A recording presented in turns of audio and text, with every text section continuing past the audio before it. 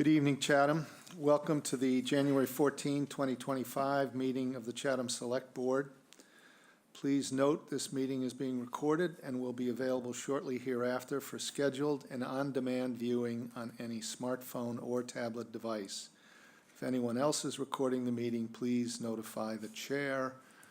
Seeing no such notification, I'll proceed. Pursuant to Governor Healy's March 29, 2023 signing of the Acts of 2023, extending certain COVID-19 measures adopted during the state of emergency, suspending certain provisions of the Open Meeting Law, General Law, Chapter 30A, Section 20, until March 31, 2025. This meeting of the Chatham Select Board is being conducted in person and via remote participation. Every effort will be made to ensure that the public can adequately access the proceedings as provided for in the order. A reminder that persons who would like to listen to this meeting while in progress may do so by calling the phone number 1-508-945-4410, conference ID 203-386-491, or join the meeting online via Microsoft Teams through the link in the posted agenda. While this is a live broadcast and simulcast on Chatham TV, Xfinity Channel 1072, despite our best efforts, we may not be able to provide real-time access. We will post a record of this meeting on the town's website as soon as possible. Let me start by establishing our quorum. Mr. Nicastro. Present. Mr. Schell is present. Ms. Davis. Present. Mr. Dyken. Present. And Mr. Metters. Present. We have a number of things on our agenda this evening. We start with public announcements and agenda requests, followed by public hearings. Then which we have four, and then we go to the regular report from the Director of Public Works, Mr. Faley, concerning Chatham Wells, PFAS, and drinking water, etc. Next, we'll have public comments on the business agenda.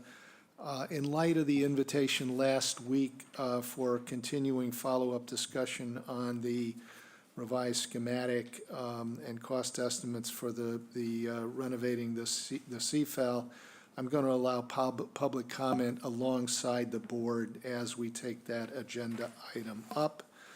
And then that is our first agenda item, the discussion of the CFAL proposed renovation. Our second item is considering a request to abate a water and sewer charge for 25 Glendon Way. Next is an update from the Traffic Safety Committee on recent requests submitted for review, no parking on Shattuck Place, and a reduction of the thickly settled speed limit from 30 to 25 miles an hour. And then finally, we have a fiscal 2026 budget preview from the town manager and staff. With that, I will invite public announcements and agenda requests. Mr. Metters. Thank you, Mr. Chair. A little overdue on this, but I think it's about time we do a little reminder of our various vacancies on our boards, committees, and commissions. We've done some pretty good recruiting over the last couple of months. We filled multiple vacancies, but we still have more to go. So this is the current list as of January 6, 2005. Airport Commission has 1 open seat. Cable Advisory Committee has 2 open seats. Committee for People with Disabilities, 1 regular seat, 2 alternate seats. Conservation Commission has 3 associate seats. Cultural Council has 1 seat. Economic Development Committee, 3 seats. Historic Business District Commission, 1 alternate seat. Historical Commission, 2 alternate seats. Human Services Advisory Committee, 2 regular seats. Local State Building Code Board of Appeals, 5 seats. Open Space Committee, 1 alternate seat. Public Ceremonies Committee, 3 regular seats. Railroad Museum Committee, 2 regular seats. South Coastal Harbor Committee, 1 seat. Summer Residence Advisory Committee, 1 associate. And the Traffic Safety Committee has 1 alternate seats. Just a reminder, members serve 3-year terms. Associate and alternates serve a 1-year term. Non-resident taxpayers are eligible to serve on advisory committees, the Cultural Council, and the Council for Aging of the Board of Directors. Only those registered to vote in Chatham are eligible to serve on regulatory and statutory boards and commissions. So if anyone has some free time, would like to, spread your talent and help the community, I welcome you to step forward, fill out a talent form on our town's website, and we'll be happy to interview you and put you into play. Thank you very much. Thank you. And thanks for the recruitment effort. I think you've been largely spearheading on Aunt Lydia's Cove, so the committee. So thanks for that. Any other announcements or agenda requests from the board, from the public? Anybody online, Jill? Okay, public hearings. Ms. Clerk, would you do us the honor? Sure. Town of Chatham Select Board Public Hearing Notice. The Chatham Select Board will hold a public hearing at 5:30 p.m. on Tuesday, January 14th, 2025, to consider a petition from Verizon New England, Inc. and NStar Electric, doing business as Eversource Energy, to place one joint-owned pole P3025 on the northerly side of Main Street to a point approximately 60 feet northwesterly from existing pole P3050 and to a point approximately 37 feet southeasterly from an existing pole P30. This petition is necessary to upgrade services for 365 Main Street. The public is welcome to attend the meeting in person and participate via link in the meeting's posted agenda. All interested parties are encouraged to participate. Sign the Select Board. Thank you. I was going to say, I'm informed that Ms. Levesque is here to present, but you don't look like Ms. Levesque. Are you here representing Verizon, sir? Yes, sir. My name is Ross Bilodeau. I'm representing Verizon New England this evening. Thank you. This is a petition. I won't, for the sake of time here, I won't reread everything that the clerk already said, but this started as an Eversource request. Verizon being the maintaining party in town, we're obliged to, set poles in town at their requests if they're looking to do something. It's my understanding, like it says here, for the poles needed for upgrade the service at 365 Main Street. This is to bring in power to the electric vehicle charging station that I believe is being placed there. So I'm just going to make a general comment. I maybe gave this a little bit more focus than maybe other times. And it occurred to me that it would be, I think, appropriate if this board, which has limited expertise or background information on these, to have somebody from the staff essentially tell us that from the town point of view, this is appropriate and that we should go ahead and approve it. That's somewhat fortuitous because we have two people, one, well, maybe only one, but in any event, we've been advised by email, and I also understand from one of our staff members who's not responsible in this area that the pole is already in place. So I'd like to clarify that confusion before we do anything else. Do you have anything to say on that, sir? I did find that out this morning prior to, meeting with you guys. I don't have an answer to that. That's not our process. The pole shouldn't be placed until it is approved by the board and then released to construction. So I can't really speak on why that pole is already placed in the field. But, I do apologize that, that kind of went against the grain here. And do you know?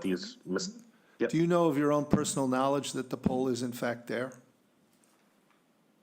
I'm not from that area, so I wasn't able to put eyes on it myself, but I did hear that the pole had been placed, yes. Mr. Faley, do you want to comment? Sure. Thank you, Mr. Chair. Rob Faley, Director of Public Works. Yeah, the pole is in place. It was to bring power to the EV charging stations. I think there are actually two poles, one on either side of the street. I'm not sure if the first pole went through a hearing already or not, the one on the side of the Eldridge Garage. But this hearing is for the pole on the opposite side by Willow Bend, and both poles are in place with wires strung from them already. Is it part of your regular, or your office's regular responsibility when one of these comes up to establish that that from the town point of view, whatever the relevant criteria are, it's appropriate for us to agree to authorize it? Yeah, I don't technically know if it's my responsibility, but we do take an active role and we review all of these as they come in to see if there are any conflicts. Well, I'll invite comments from the board. I'll just say from my own point of view, I think as a matter of regular procedure, when we have one of these, whether it's you or your office or whomever, somebody ought to stand up and say, we've looked at this and it's appropriate, and we recommend that you approve it. Yeah, Jeff? That's fine. Okay. So do we need to do anything here? Just approve the pole installation. You mean ratify it? Ratified. Is it straight? I'll take a motion. So moved. Oh, forgive me, my apologies, yes. Yeah, go ahead, please, I'm sorry.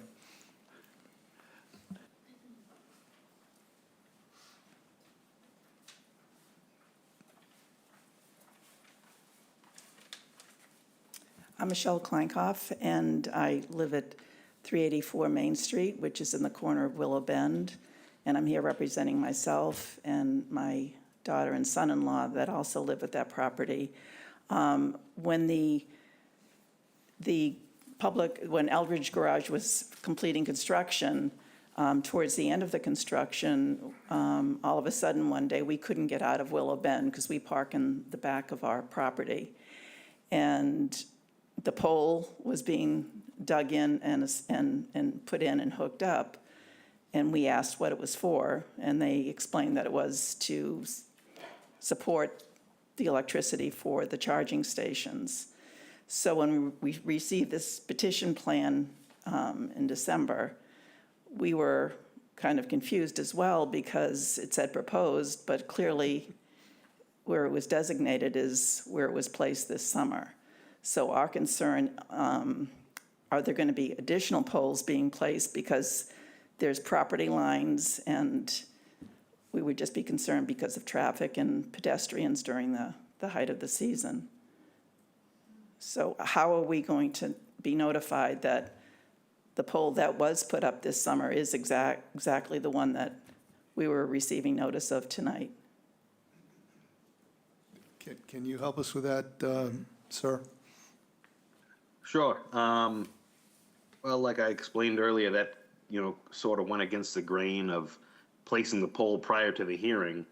I can assure you that the hearing that we're at right now is for that poll, and there won't be any more additional polls without further hearings, et cetera. But, to my knowledge, this is it for this project, and should be the only poll that's being placed in this area. Okay. And I also imagine that, I wasn't the engineer on this individual project. I'm just representing it this evening. This being a town project, I'm sure that they worked with, civil engineers, et cetera, to ensure that, this pole wasn't placed on private property or to encroach on, properties, et cetera. Well, all I would say is someone should go by because it is really close to the roadway.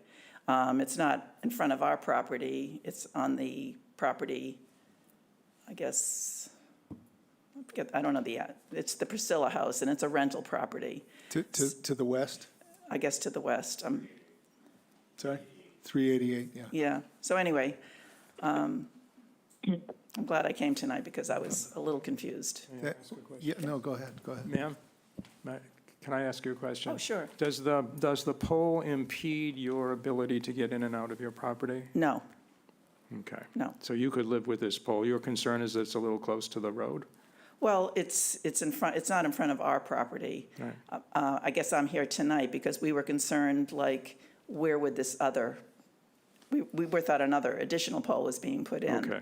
And that would definitely raise concern. Okay. And we would like to know way in advance that this would be another pole that would be considered, but it seems like. What's there now is what, Yeah, I mean, They somebody need- should look at it, I guess, but yeah, I mean, it was put up without notice or any kind of do you know- notification for us. do you know when it was put up? It was towards the end of the Eldridge Garage project, Sometime in the summer. late summer, yeah. Okay. All right, I mean, thank they you. just showed up. And, Greg, Thank you. sorry, Jeff. Thank you, Mike. Yeah, it's clear, I think, that, there's got to be a process around this where DPW is notified when a hearing's going to happen, and it flows through the proper channels internally here in the town. So I think that ought to happen. You guys are putting poles in all the time, and I think it's great. And I hope you're upgrading some of the poles, because we've had issues in the past, but I think the process ought to flow through DPW and through the town offices. And just, you got to be aware. Yeah, I would certainly agree with that. Rob, maybe you can comment. I think after the poll, since I don't know how much you interact with whoever is putting the poll in at the time they're doing it, I guess I want to ask, in light of the lady's question, whether there is a post-completion inspection or look to make sure that the pole is where it belongs and otherwise conforms to what the engineering specs are. Yeah, typically, these are Eversource-driven, not necessarily Verizon-driven, but Verizon is responsible for the poles. And we do work with Eversource. There are certain times where we don't agree with what they have laid out, and we try to work with, if they're going to say, instead of digging up the road, open trenching, we'll have them underground using trenchless technology, that kind of thing. So we do have a little bit of back and forth if there's any concerns. Most of them are pretty straightforward, though. But would you say that you generally have a look at the project at completion, so you know that it's done as you've worked out with them? Typically, unless it's on a private road or something that doesn't really, there's a lot of real estate to work with, and there's not Right. really any impedance on the road or the right-of-way. But yeah, we do, and I've observed this pole when it went in. Okay. Go ahead. And Corey has a question, too. Oh, I'm sorry, Corey, yeah, go ahead. My only 2 cents is, the proposal, the information in this proposal for the public hearing is the pole that is already installed. So I don't have an issue with it. It doesn't seem to create any issues that would, cause me to say, let's not approve it. But as far as a consistent process, this kind of bucked the norm. It was installed much earlier. I do think we, as a town, deserve a written response from the utilities explaining what happened, so we can have something in writing, because this is not something that, should be part of the normal process, and I don't want it to happen because, we say, we have a public hearing, and everyone's gotta be notified, and to the abutters' responses, hey, a poll showed up beforehand, nothing saying it's not gonna happen again. So I think we need some reassurance that the communication between the utilities and the town are in sync. So I'd appreciate a response on this particular poll. But as far as the approval of the poll, I can move forward and support it. But I do want to make sure that our process and communications are all on the same page. Thank you, yeah. Just, Rob, are you saying that this pole that you've now seen in place is properly located? with It respect appears to the so. road? It's in line with the other poles on the street. Okay. It's located on the road side of a white picket fence. It's pushed back as far as it can from the roadway. Doesn't seem like it's a hazard. Okay. Still a few feet off the edge of pavement. I would note, I do recall we had one instance, I think, where a pole had been installed before the hearing. It was non-controversial. It was a while back, but within the last year or so. Thank you. Excuse me, Mr. Chair. I have a little bit of information here. Back on May 3rd, excuse me, NSTAR had submitted an easement request that obviously would need to go before town meeting, but the town manager did sign. It was for, it granted the licensee the license to locate, relocate, erect, construct, install, et cetera, poles, wires, conduit, transformers. So I'm wondering if that was taken instead of a poll hearing, but I do have this license agreement from Eversource from May of 2024. So I don't know if that's another piece to the puzzle, but I did want to at least make you aware of that. Okay, thank you. Katie? Thank you, Mr. Chairman. Katie Donovan, Director of Community Development. In addition to this pole, there are 2 poles that are actually placed on town property at the Eldridge Garage. One is to power the building. The other is to bring the service from the EV charging stations to the pole across the street. That is the subject of tonight's discussion. The poles that are on the town property required the license. This pole actually required the poll hearing. Okay, good, thank you. I think that, now, I want to be clear, though, I certainly endorse, and I trust the board endorses Mr. Metter's request for a written report as appropriate from Verizon/Eversource in terms of how you sort out who owns the poles, who asks for them, who installs them. So we'd like to see that at your, shall we say, expeditious convenience. And Mr. Chair, if I could, I think moving forward, what we'll do is we'll have a staff cover memo that it's been reviewed and recommended so that the board knows that there's been eyes on the potential location, there's no conflicts and so forth. That's excellent. That's kind of what I'm looking for. Thank you very much. Now I will take a motion. Move approval. All those in favor, Mr. Metters. Aye. Mr. Dykens. Aye. Ms. Davis. Aye. Mr. Shell says aye, and Mr. DeCastro. Aye. Thank you. I think you may still be up here. Our next one, Shireen, would you Sure. read the notice, please? Town of Chatham Select Board Public Hearing Notice. The Chatham Select Board will hold a public hearing at 5:30 PM on Tuesday, January 14th, 2025, to consider a petition from Verizon New England, Inc. and NStar Electric, doing business as Eversource Energy, to install one joint-owned pole, P145, on the westerly side of George Ryder Road to a point approximately 41 feet northeasterly of existing pole P14. This petition is necessary to upgrade services approximately around 249 George Ryder Road. The public is welcome to attend the meeting in person, participate via link in the meeting's posted agenda. All interested parties are encouraged to participate. Sign the select board. Go ahead, sir. Yes, again, for the sake of saving time here, I won't reread what we're trying to do here, but again, we're trying to place pole 14 and a half. Again, this started as another Eversource request. You know, and Verizon is obliged to place the poles in town. I believe this is again for more electric vehicle charging stations. So this pole would bring the overhead services from Eversource down to a point where it can be dropped down and service those new charging stations. This is in the vicinity of the police station. I don't know much more about the town's project beyond that, though. Do you have a comment, Rob? I do have a comment, thank you. It's just the existing pole that's 41 feet away. The sidewalk jogs around that pole. So any proposed poles should be placed behind the sidewalk, not on the roadside of the sidewalk, and that would be a request from the town, or should be a request from the town. And so that's a variation on what we have in front of us? Well, it doesn't, the sketches are very schematic. They don't show, the police department driveway, they don't show the sidewalk. So there are a few things that are left to interpretation, but, I would request that we make a recommendation that it be installed behind the sidewalk. Okay. Dean? Is this pole for charging stations the charging station or stations that were not approved at town meeting? I don't know I know Eversource was doing a lot of electric work on George Ryder Road, and I just assumed this was part of that infrastructure. So not necessarily related to the airport's proposal for charging stations? Not that I'm aware of. Okay. I know we have the deputy police chief here. It might be for the proposed canopy. Are you familiar with that? Okay. There's a proposed canopy at the PD, and I just don't know if this And is exactly for that. it's on the, I mean, I don't know what's I was going to say, appears to be on the wrong side of the street for what Right. Dean is talking about. Correct.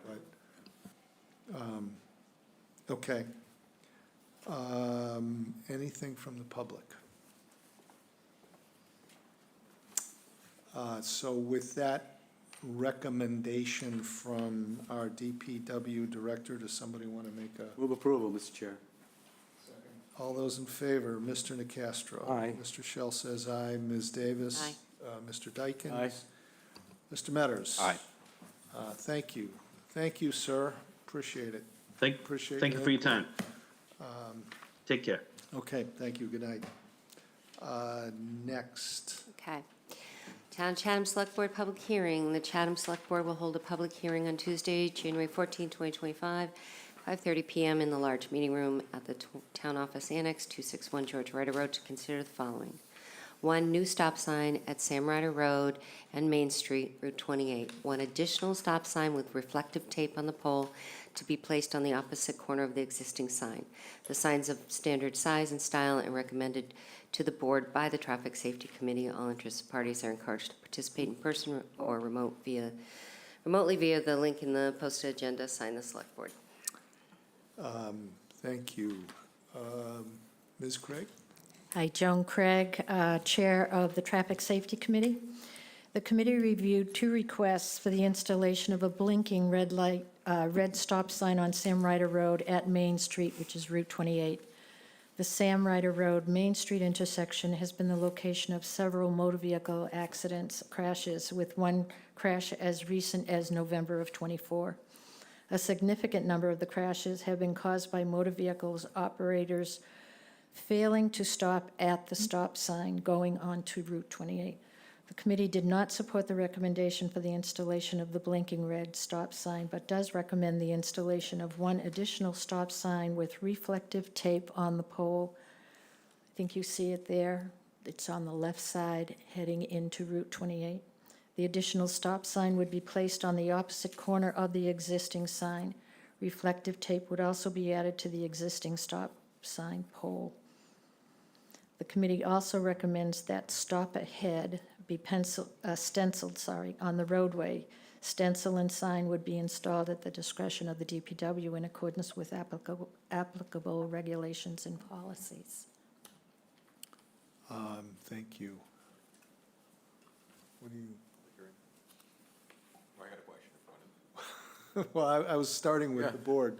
Well, I know the public hearing, I didn't know if you wanted the public Go first, ahead, but. go ahead. No, I mean, my 2 cents on this is, I mean, one thing that I've always noticed driving down Sam Ryder Road is, and I can see if people who are not familiar with the area, with Colonial Drive, you get closer to it, you think you're just going straight across. You don't realize 28's there. So, there is always been that like element of, if you're not familiar with it, accidents can happen. So I can see where it has occurred in the past. I mean, I'm comfortable with the Traffic Safety Committee about the, a sign with the reflective tape and everything. I think the one element that I'm very supportive of is the stop ahead stencil, because it gives that notification further back.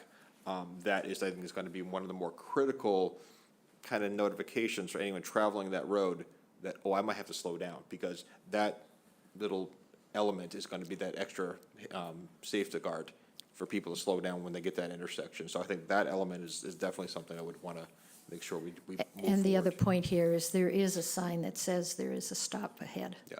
So that would be an additional sign before the stop Belts and sign. suspenders, but it's, Yes. I can Right. understand, yep. Shereen?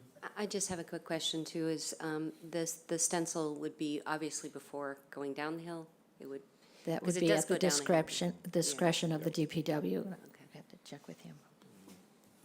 Jeff? Joan, your Traffic Safety Committee's been busy this fall and winter. You've been here almost every meeting. Anyway, you guys are doing a great job. Thank you. Fully in favor. You're supposed to slow down for the bike path as well as you approach Route 28 at the intersection of Sam and 28. So you should be slowing down anyway, or maybe speeding up a little bit beyond it. But fully in favor of the stencil, great idea. One quick question, why didn't you like the blinking lights? It's not that we didn't like them, but our DPW director counseled us, there is a large tree by that stop sign, stop sign on the right, which would prevent sunlight from helping because these are Solar. solar. So that's why we opted for this Good, thank you, Joan. recommendation. Thanks to the committee, thank you. Yeah, thank you. I don't have any anybody from the public? Okay. move approval? Second? All those in favor? Mr. Nacastro. Aye. Mr. Shell says aye. Ms. Davis? Aye. Mr. Dykens? Aye. Mr. Metters? Thank you. Thank you. Before you leave, however, if you wouldn't mind, we, on my agenda, I have a second item for parking on Shattuck Place. It's not part of the notice of hearing, and my understanding was that you did not recommend that. We have two items further on in the agenda. It's, We have that, and we have I'm the sorry, Chapter 90. Yes, forgive me, I'm Right. reading from the wrong section. Thank you very much. We're good. Did you want to discuss that now? No, Okay. thank you very much. Mr. Faley, no, I'm sorry, No, we we have another have public transfer of all alcohol, annual all alcohol beverages hotel license. Mr. Riley, I have to read the public notice. oh, forgive me, yes. That's okay. Town of Chatham Select Board Public Hearing Notice. Notice is hereby given that the Chatham Select Board will hold a public hearing on Tuesday, January 14th at 2025 at 5:30 PM in the large meeting room of the Town Office, Annex 261 George Ryder Road, Chatham, and remotely via Microsoft Teams platform to consider the transfer of annual all alcohol beverages hotel license from In Partnership LLC, doing business as the Inn at 359 Main. Jeff, and apologies if I don't do this right, Ippoliti, manager. Ippoliti, manager to Chatham Inn Partners LLC, DBA Chatham Inn. Adam Vota, manager for the business located at 359 Main Street. All interested parties are encouraged to participate. Good evening, Bill Riley on behalf of the Chatham Inn. This is Adam Vota, our manager. The new owners have been running the inn for almost a year now. Took us quite a while to get the information together for the license transfer because the company that has taken over the inn has many interests around the country. And much to my surprise, we had to tell you and the Alcoholic Beverages Commission about every single license that they have. So it took us a while to accumulate all the information. So the delay in getting here is attributed only to my office. But Adam is here to answer any questions about the inn, and the operation of the inn, and what his schedule is. We think that the transfer to the new owners, because it's a much more substantial corporation. No disrespect to Jeff and Jim Ippoliti, but the Noble House and hotels operate 30 hotels. 30 hotels around the country, and they're happy to be in New England, and they plan on doing great things with our inn, and hope to expand further into New England. Thank you. Questions from the board? Dean? Thank you. Thank you, Bill. I just had one question. The paperwork seems to be in order.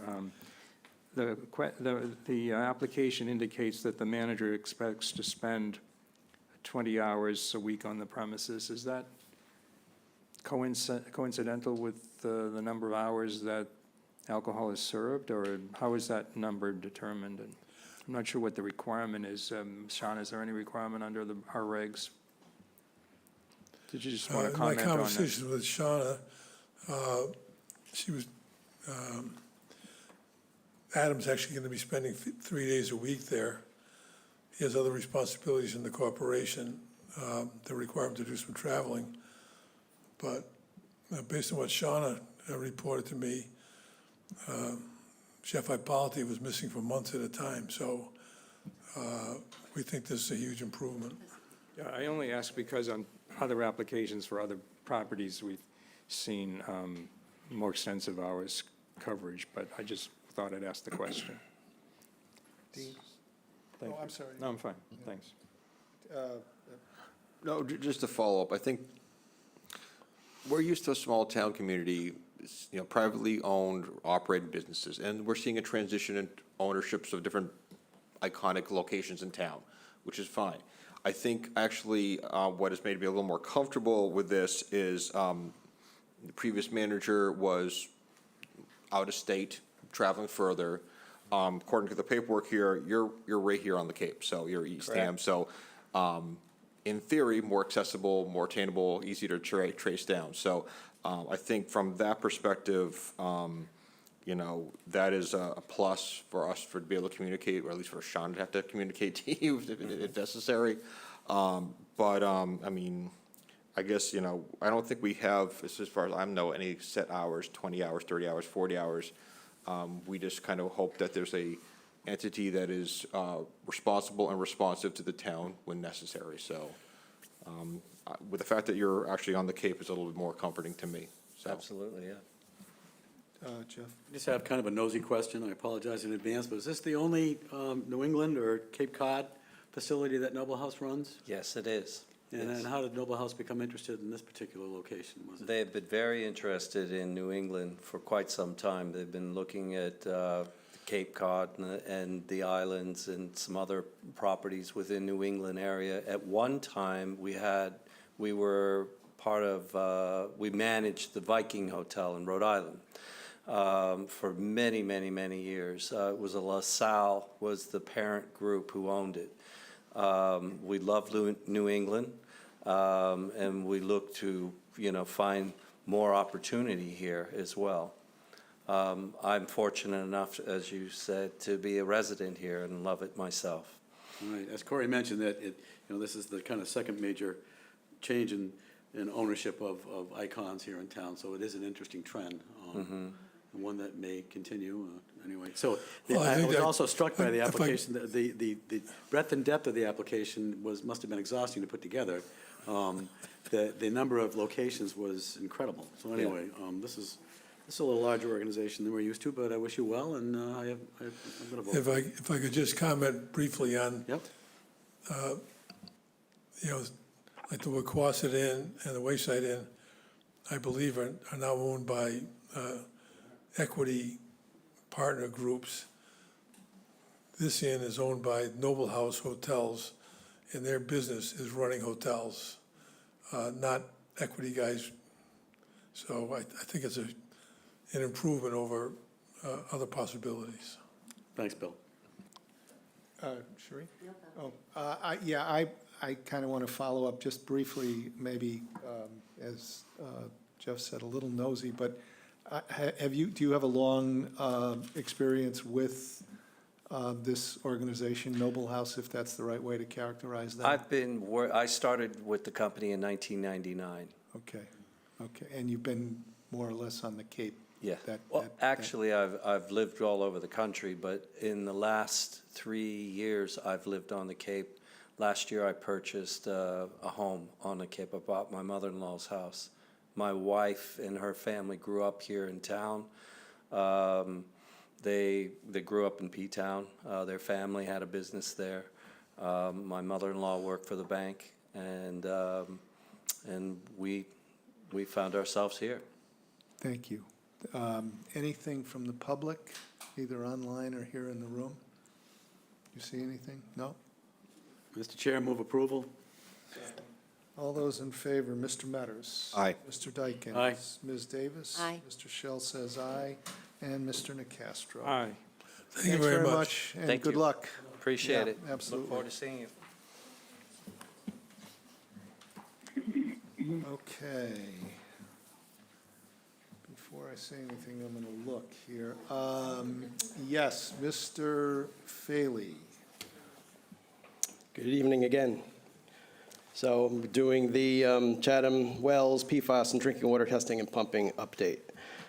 So for training field wells, construction is ongoing. I've got some pictures here. The first floor slab is fully cured and finished.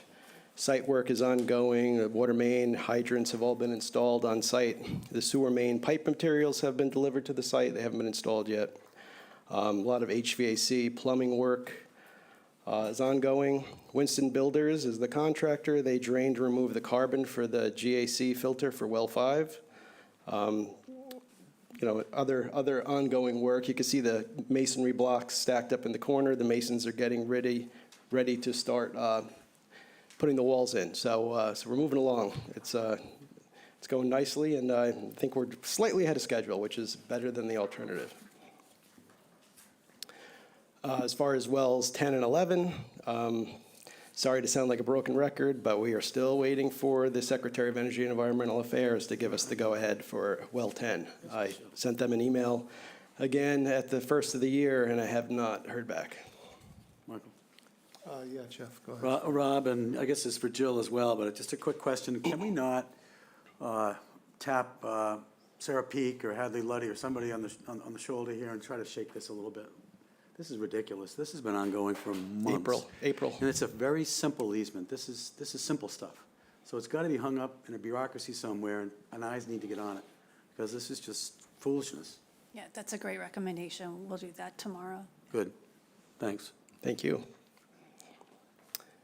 So for the month of December, wells have been running 3 to 8 hours per day. We did not hit the low-level alarm. Water samples, I'll just summarize this briefly. They were all free of bacteria. Pressure washing of the storage tanks was completed. Wells 6, 7, and 9 and Morton Road plant were, they replaced some head shafts in those areas. So just ongoing system maintenance. We're still working on dealing with some of the residents and trying to investigate what their service lines are. So we have Violi out there making appointments with residents and trying to narrow down the lead and copper database as much as we possibly can. We've also had a couple of water main breaks, which typically this time of year when it gets colder, we tend to see that. So here's the monthly report for December compared to December 23. You can see there were a couple of days in there that kind of spiked, 102%, 120% over last year. I think a lot of that is, I'm not really sure what a lot of that is. One was on a Wednesday before Christmas stroll. Maybe there were a lot of people in town, I'm not sure. And the other day, 121% was on a Sunday, which Sunday typically we see a lot of flows on Sundays for some reason. And this is just pumping comparison graph. You can see, again, on the 11th and the 15th are the two spikes. Nothing too alarming there. Again, it's just in a bar chart, this view. And here is the monthly comparison, day by day for each well. Total of 19.3 million gallons pumped for December. You see wells 4 is out of service for the winter. Well 5 is under the control of the contractor, and well 8 has been out of service since 2021. And here's just the pumping graph as well. And here's the year-to-date pumping. This is the final report for 24. So it shows this year we pumped 472 million gallons, which is slightly less, 5 million gallons less than last year. But we're right on track. It's a lot of water.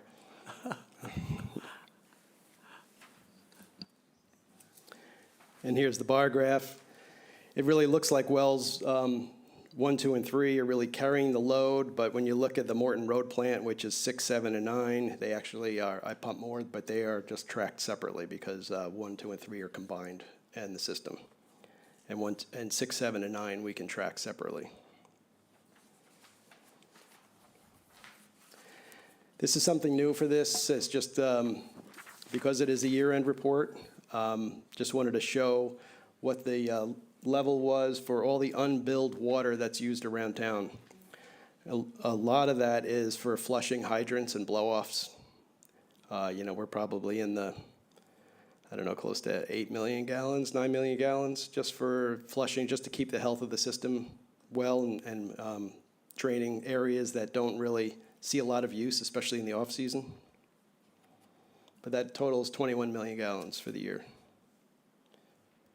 And this is just a usage graph that shows the same information.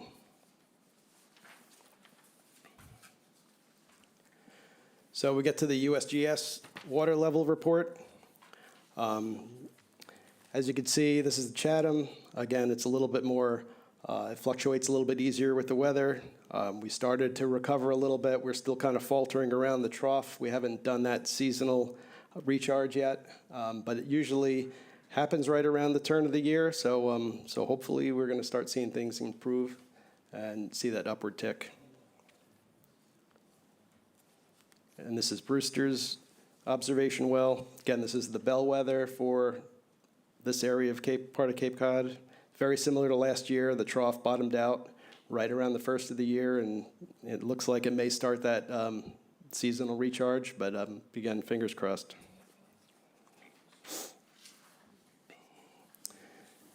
And here is the 5-year comparison. Pumping is right on average, pumping hours, and we're a little bit higher in December this year. I think it was still pretty mild in the early part of the month, and maybe that had something to do with it.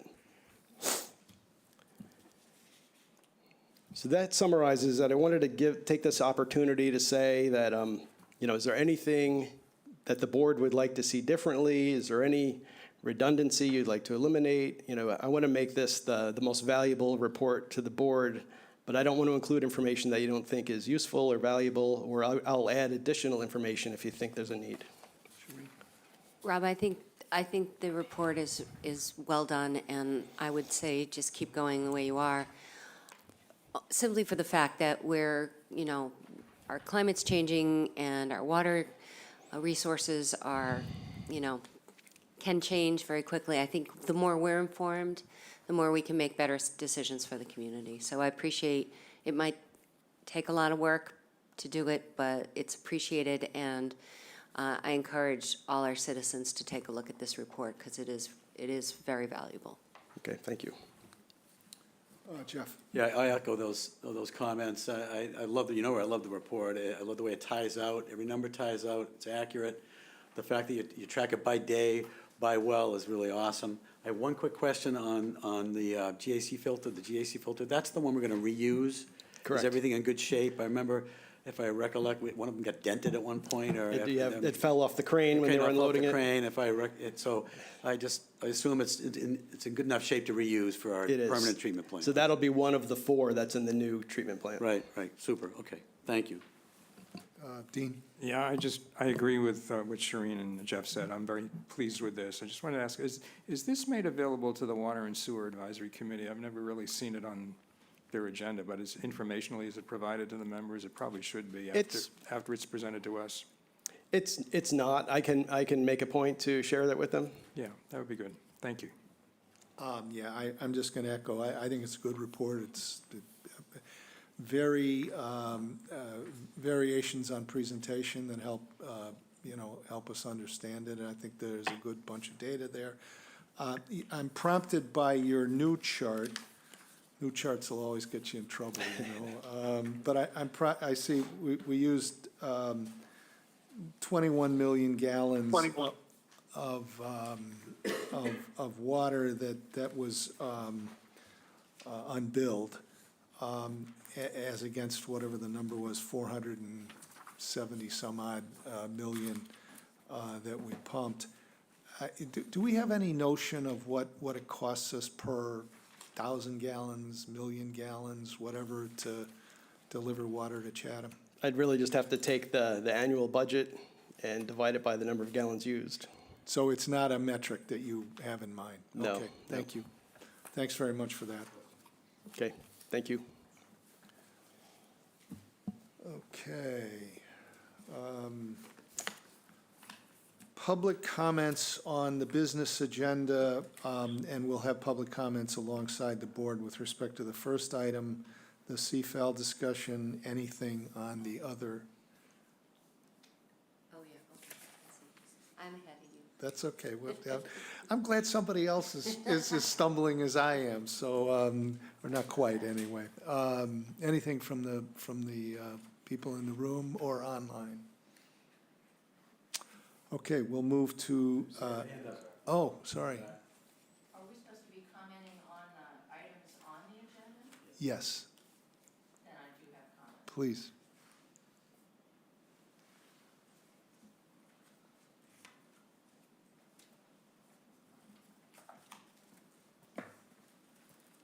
My name is Lucia Quinn. I live at 186 Cross Street.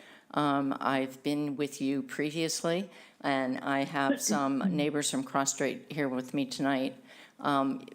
Previously, you approved at our request some attention to the excessive speed on Cross Street, both as a shortcut between town and Stage Harbor, and because there is a lot of bike, baby carriage, pedestrian, pet walking back and forth, and there's a lot of excessive speed.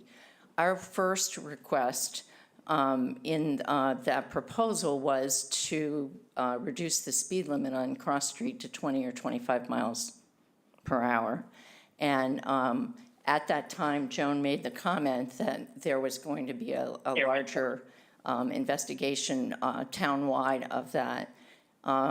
Your decision, and we're grateful that you paid attention, was to install 2 thickly settled signs with a 30-mile-an-hour speed limit.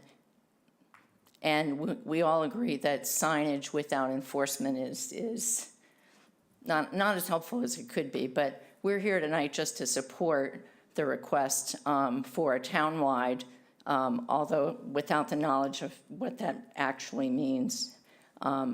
We think that the move to 25 miles an hour or even 20 would increase the safety of all the folks who are in town as pedestrians, as drivers, as kids. And so we just wanted to be supportive of that request. Thank you very much. Anybody else? And I should note that I have, we have 4 letters supporting the reduction of the thickly settled speed limit from 30 to 25, and we'll make those a part of the record of this meeting. Anybody else? Okay, thank you. Now we can go to a follow-up to our discussion concerning the proposal to renovate Seafell, which we spent a considerable amount of time on a week ago. I'll open it with the board. Any comments, any follow-up comments from the board? Dean? Yeah, thank you, Mr. Chairman. I don't really want to spend a whole lot of time with my comments on this. I've spoken multiple times. I just will say that the presentation that we heard last week from Mr. Raber, I think introduces a very reasonable way of resolving the longstanding issue of what to do with the Center for Active Living, the senior center. And I'm very supportive of that going forward to town meeting, and at some point, hopefully this evening, I may offer a motion in that regard. But thank you. Corey? Thank you, Mr. Chair. No, we've been at this a very, very long time. We don't need to rehash all the history going into this, but this proposal, it is not going to be careful how I choose these words, the storybook ending I think some people would really like to see, but I think it's the most realistic, responsible plan that we can put forward to the voters so we can get something accomplished that is been many have wanted for quite some time, and there's a need for it. So I think, and we'll go through the details of our discussion, but this is something I think we should move forward for the Maytown meeting and let the voters weigh in on it. Shereen? Thank you. I agree with both Dean and Corey on this. It is a reasonable resolution, and I believe the response from the public has been somewhat positive. We're not at, and I do want to see it move to town meeting, but I do want to warn the public that I'm not confident that that number is going to remain where it is as far as what the build out will be. So we need to be wary and understand that there are certain things that may, change that number and as we move forward. So, if this is what the town wants, I think that, I'm supportive of moving forward and having a resolution for our seniors and having an improvement for them. I can only wish that it would have been a brand new building that we all could hold forward, for a long time. Yeah, go ahead, Jeff. Thank you, Michael. Yeah, I too am supportive. I do believe I wanted the storybook as well, to use Corey's term, but it didn't happen. So I do think this is a good resolution. I was very much heartened when I heard that the renovations to the building and a small addition would satisfy the programmatic needs of the CFAL. It was really good to hear from the board, their board, and Leah and Kurt Raber as well. So I am in favor.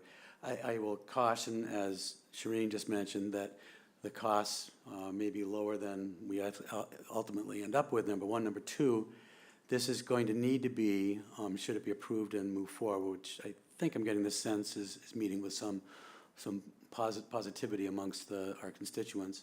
But should it go forward, it's got a very, very tight schedule for the build, for the renovation, for the build, number one. Number two, it's going to take some long lead times for certain critical elements of this project. And number three, it's going to take an awful lot of planning and patience amongst our elders, our seniors that use the CFAL, and those folks that use the community center.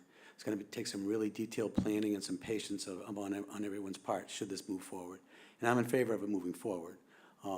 It's been a long, long time coming. I've been here for every iteration, and it's time to move on and time to get this done. So I'm very much in favor.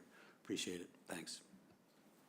So I said what I had to say last week. I think, I don't know that I would characterize it as storybook ending, but that's as good as any. I think at this point, I counsel myself that having wanted to do that very much, don't let that impair your ability to push this forward and get this done against the obstacles that it faces. And Jeff has articulated those. I won't repeat them. I think we're looking at a potential for higher cost than what has been estimated. And I'm not saying anybody.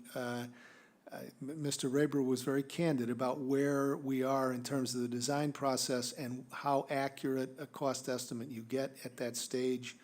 And we've had experience of that elsewhere. And the other thing is that the whole process of integrating construction and moving programs to and offices to the community center is going to be a real challenge, and I think that we all have to be aware that it's going to create some friction, and it may create some delay, it may create a bunch of things, but if we all get together and do the best we can to make it work, and are patient with the process, we can do it. So I just want to caution, don't be surprised if there are some challenges going forward, but I do support the project.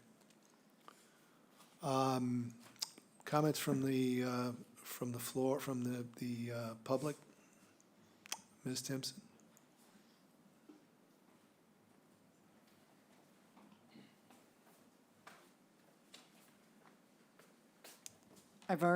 Ann Timpson, Chatham, Mass.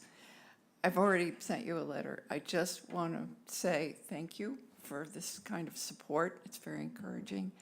And since I sent the letter, I'm starting to get an awful lot of feedback. And the public is supportive of this, very supportive of this. I understand you all have to be supportive for it to go through. Everybody understands all the issues that have arisen as a result of having to close down the use of 193. But you do have the support. But most of all, after the hearing last week, I got the impression that our town manager does have a $5 million that it sounds like could be put with the warrant. I think this would just make the picture about as perfect as you can get it, using a site that I know you weren't originally supportive of, but the public is behind you on this project, and that's important because we've all paid in money and it was in free cash, and at least if we put it into this project, we have an opportunity to make use of it. I think it's going to go pretty smoothly, based on the fact that, having been at the hearing and seeing how the COA, I still call it that, director and Park and Rec director, they're working really well together, and there is always the trailer if you get into a jam. So thank you for pursuing this. Thank you, Dean, for continuing to pursue it when others wanted to give up.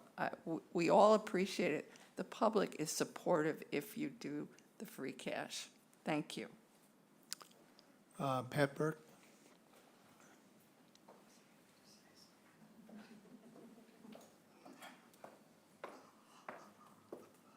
Good evening, and thank you. My name is Pat Burke, and I am the chairperson of the Council on Aging Board of Directors. I also live in Chatham.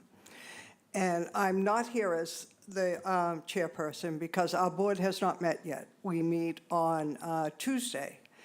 I will say, though, that after the last meeting, I can say with great confidence that the members of our board that were here were very positive.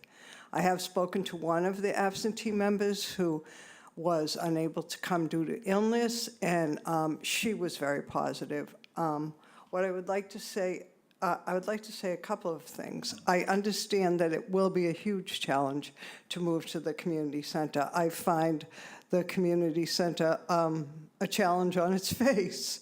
But what I will say is this: if anyone can move this project and move it easily and efficiently, it's Leah.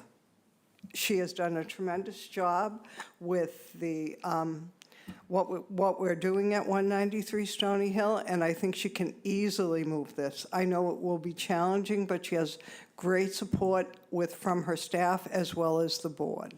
And the second thing I would like to say is I thank Dean. Personally thank him for all his hard work on this over the years.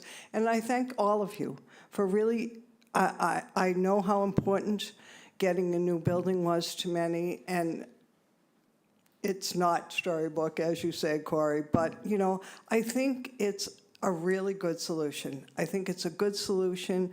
I think the people in Chatham, as Ann said, are supportive of this, and I appreciate that you have taken the time to talk about it and support it. So thank you very much. Thank you. Anybody else? I'd just like to make a comment from the board in anticipation of what you might be thinking, Dean. For good order's sake, I would like this board to take action, not necessarily in reliance, but with the support of a board action by the COA. Now, we perhaps can do that subject to or whatever, but one of the comments I was going to make was that I thought it was appropriate for us to rely on a recommendation, whether that's in anticipation or otherwise, from the COA board. Yeah, Dean. Thank you, Mr. Chairman. I'm happy to defer time-wise. I will just say next week is the budget presentation from the town manager. If you want to put this on the agenda for next week as a preliminary item that we would anticipate not much comment on, maybe that could accommodate your concern or interest. And I ordinarily would Bless you. would want to take the same approach and get a formal recommendation from the COA board. If you can do that, fine, then I wouldn't offer a motion tonight. The other question I wanted to put out. All right, well, let's take that one up Okay. first, because I normally I would just say, oh, fine, but I'm going to ask Jill if that's okay.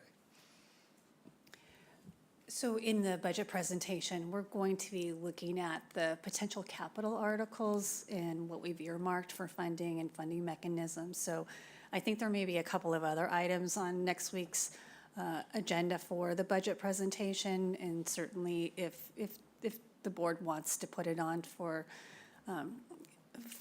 expedite the work that needs to be done, the sooner we know the board's intent to put it on the warrant, and the funding mechanism, understanding that town meeting still has to approve it, I think that works in our best interest as well.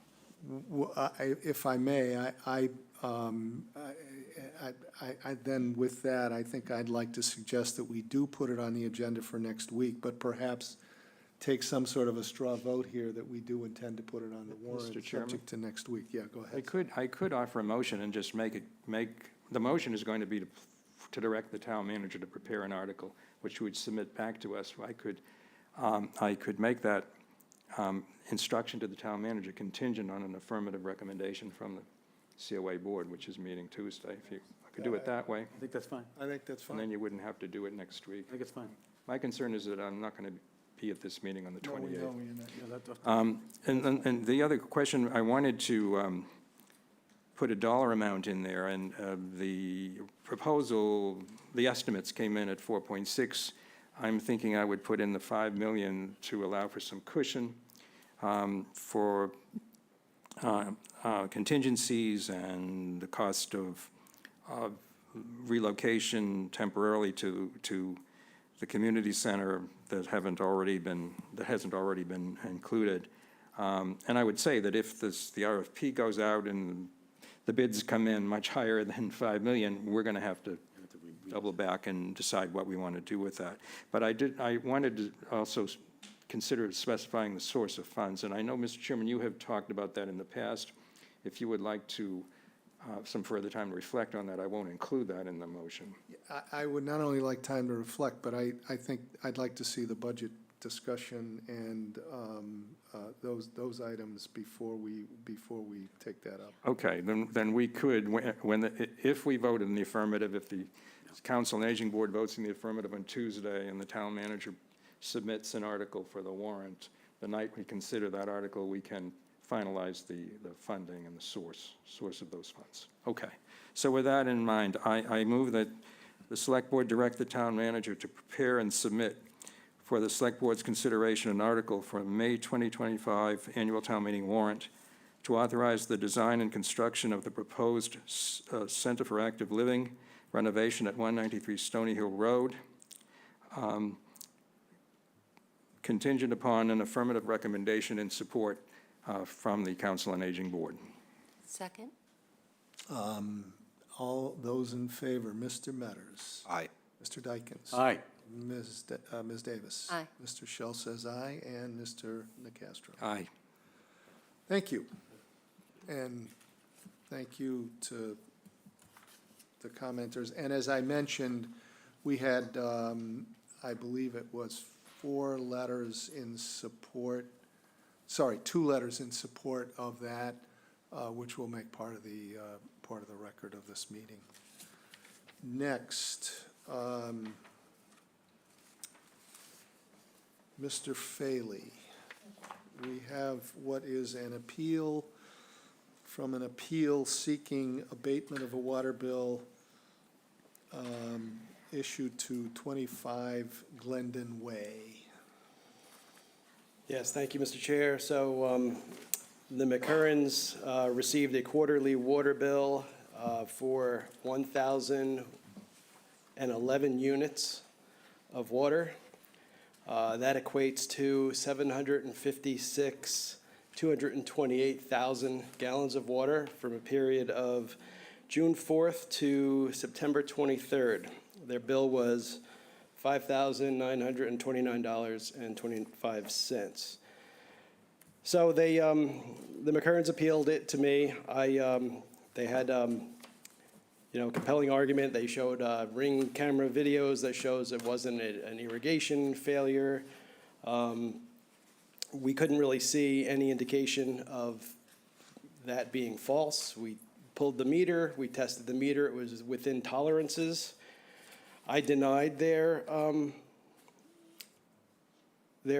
consideration for abatement, sent it to the Water and Sewer Advisory Committee. What they typically do is divide the summer, it was a summer billing, so the summer rates are much higher. They broke it, what we typically do is break it over 4 quarters. So they billed 2 quarters of it for winter rates, 2 quarters of it in the summer rate. That created a savings of about $1,500, but still their bill was $4,412.60.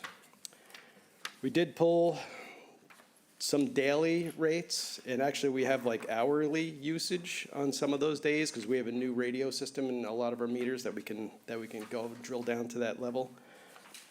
It looks like they're on average on those 2 days that we pulled, they were about 250 gallons per hour for a 24-hour period for that 3.5 month period. So that's where the 756,000 gallons came into. So that's an extraordinary amount of water, but it's something that could be achieved if, say, a toilet was running continuously. So that's where we are. It's, as the Water and Sewer Commissioners, it's referred to you.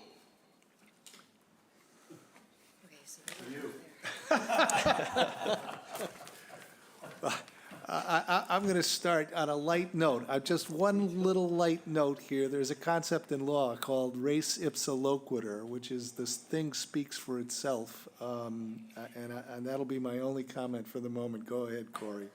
Well, I'm gonna. Some of this I've shared before. I've been on the stinging side of some of these bills. As a landlord to one of my commercial units, I had a toilet that was running, and we got hit with a very significant bill, and we paid it. It hurt. But the trickling of a little toilet can add up to a huge consumption of water, and it is amazing how quickly in a few months things can add up. And also I had a leak in my own residence, and got a nice little surprise one year, and in hindsight, maybe I should have tried it for an abatement, but they sting, they hurt. But it happens quickly. It's not, whether you live there or you rent it or whatever the scenarios are, little things add up very, very quickly. And I feel for, the owners, but I can't lean on anything specific that would allow us to give a full abatement. I think the recommendation is, for partial, abatement basically, I think is definitely more in line. Was that just for clarification, was that the only offer that was put on the table, that one particular abatement? Okay. Yes, it was. I think I think that is a good faith offer, but I would love to be able to say we're going to abate more, but I can't lean on anything that would justify such an action. So as much as it hurts, I don't think I can support anything beyond what the recommendation for the abatement that has presented to us in our packet. So it helps a little bit, but it still hurts, I know. Jeff, I'm sorry. Thank you, Mike. I just have a couple of questions. Can you correlate the use of, is this a rental, or you rent it all the time in the summertime? Sure are. No, please, yeah, go ahead. Hi, I'm Lindsay McCurran. Hi, Lindsay, yeah. Nice to see you. So we do rent the property. We spend a good amount of time there ourselves in the summer, so, just want to make sure we don't give the impression that we're never there. We are there. And, to the point on a running toilet, Jared from the DPW did check both of the toilets in the home, and there was no indication that they were running. We have not changed out the toilets. The meter was changed, and there is no issue now. And so the toilets are the same. Nothing else in the property has changed other than the meter, and I recognize that it tested properly, but 750,000 gallons of water, we were worried we had water in the basement. There's no evidence of water on the property. There would be flooding. I mean, it's like a swimming pool a day for 90 days. And it just doesn't really hold that amount of water was on the property. It's not a very big home. It's 1,100 square feet. There's only, 2 toilets, 3 sinks in the whole house. And they were tested, to make sure that there weren't leaks in the system. We had our irrigation company come out and meet with DPW to make sure that there wasn't a leak in the system.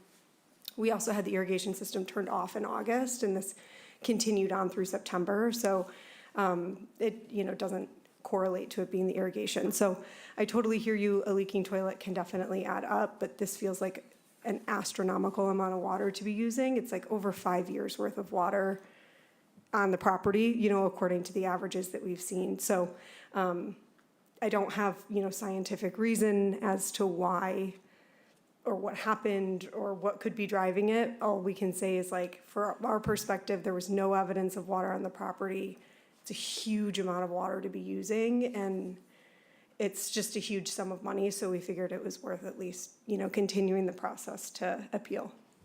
Yeah, I appreciate that. Just to continue a little bit here, Rob, can you look on page 3 of our package when it says usage history report, 25 Glendon Way?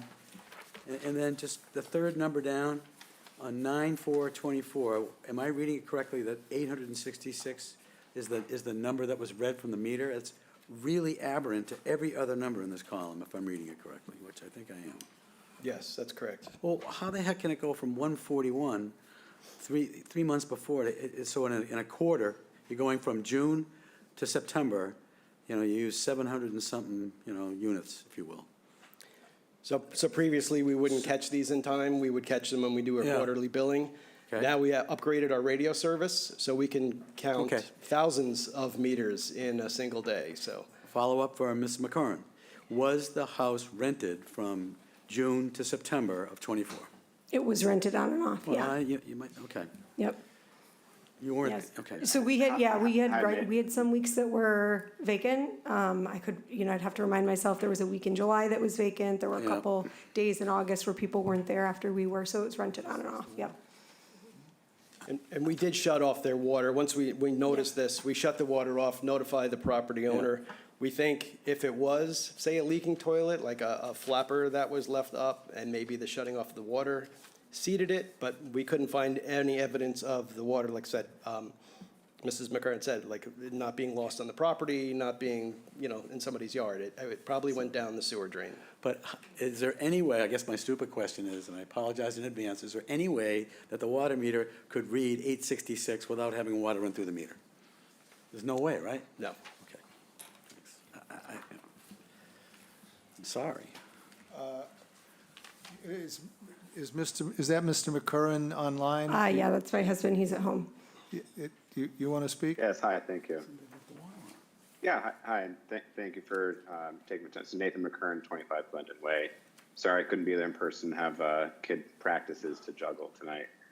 I guess the one thing I wanted to add was, yes, there were some renters there on and off throughout that period, but if you look at the water levels and the water usages day by day, it's very consistent once you see that spike up. And most of that period, we did not have renters in the house. The house was either we were there or it was empty. And as Lindsay pointed out, we shut off the irrigation in August, and you don't see a drop off in the water usage after that point. And we were running, we planted some grass seed throughout, during the early part of the season. We were using our irrigation, so you would expect that there should be a decent drop off when we stopped using irrigation for this season. And you can see that the ring footage that was noted, grass turning browner as the time went on until we got into September, when the water levels were still that high. And just to reinforce, yes, it seems implausible that a meter could read that high, but it's also implausible to us, like where did that water go? And we haven't changed anything in the house. What we did when we received the call that day, we frankly panicked and a little bit of tears of holy cow, we don't have this money lying around. Just to note, this is our only owned property. We live in the South Shore of Boston, which we rent and own. This is our main house that we take care of. So want to just emphasize, we spend a lot of time here, and we care a lot for this house. When we received the call, we notified our neighbor, who we know well, asked her, like, wow, our basement must be underwater. Can you go over and check and see if you can, identify the problem? She walked through. There was absolutely nothing that she could find on that day. We didn't go out right away to dramatically change some problem that was happening. There's been no work done. So yes, it seems implausible that a meter could read that, but also the only thing that has changed on the house since that time is a changed meter. And I'll wrap there. Thank you. Well, I guess well, let me ask you this, Rob, are there any, this is just a factual inquiry, there are no standards here that would help inform this decision? I mean, I guess the thing that I'm struggling with is theoretically, yes, this or that kind of a leak could create a 750,000 gallon dispersal, but if there was no change in anything, and if there was no indication that you were able to find that anything was, or that anybody was able to find that anything was in fact leaking, it sort of leaves you with the impression that, something here wasn't working the way it was supposed to work, whatever that might have been. Well, I could definitely see fluctuations in the usage during the summer. There were, 11,000 days, 12,000 gallon days. But then, when the house was reportedly unoccupied, it tailed off to like around 7,700 per day. So there was still some leakage. And, again, the meter was tested and it fell within the AWWA standards. So that's why we removed the meter, put a new one on, and we brought it back to the lab and tested it. And then, do I understand that without any change other than the meter, the usage went way down? I don't know. I only have on my sheet is when the water is still turned off, so I don't have an update. I had on emailed that. the office and just to get a status update, and there was, no issues noted. I think it was actually reading like 0 at the time because we hadn't been out there yet. We've since spent a couple weekends there, but we haven't received our next quarterly statement.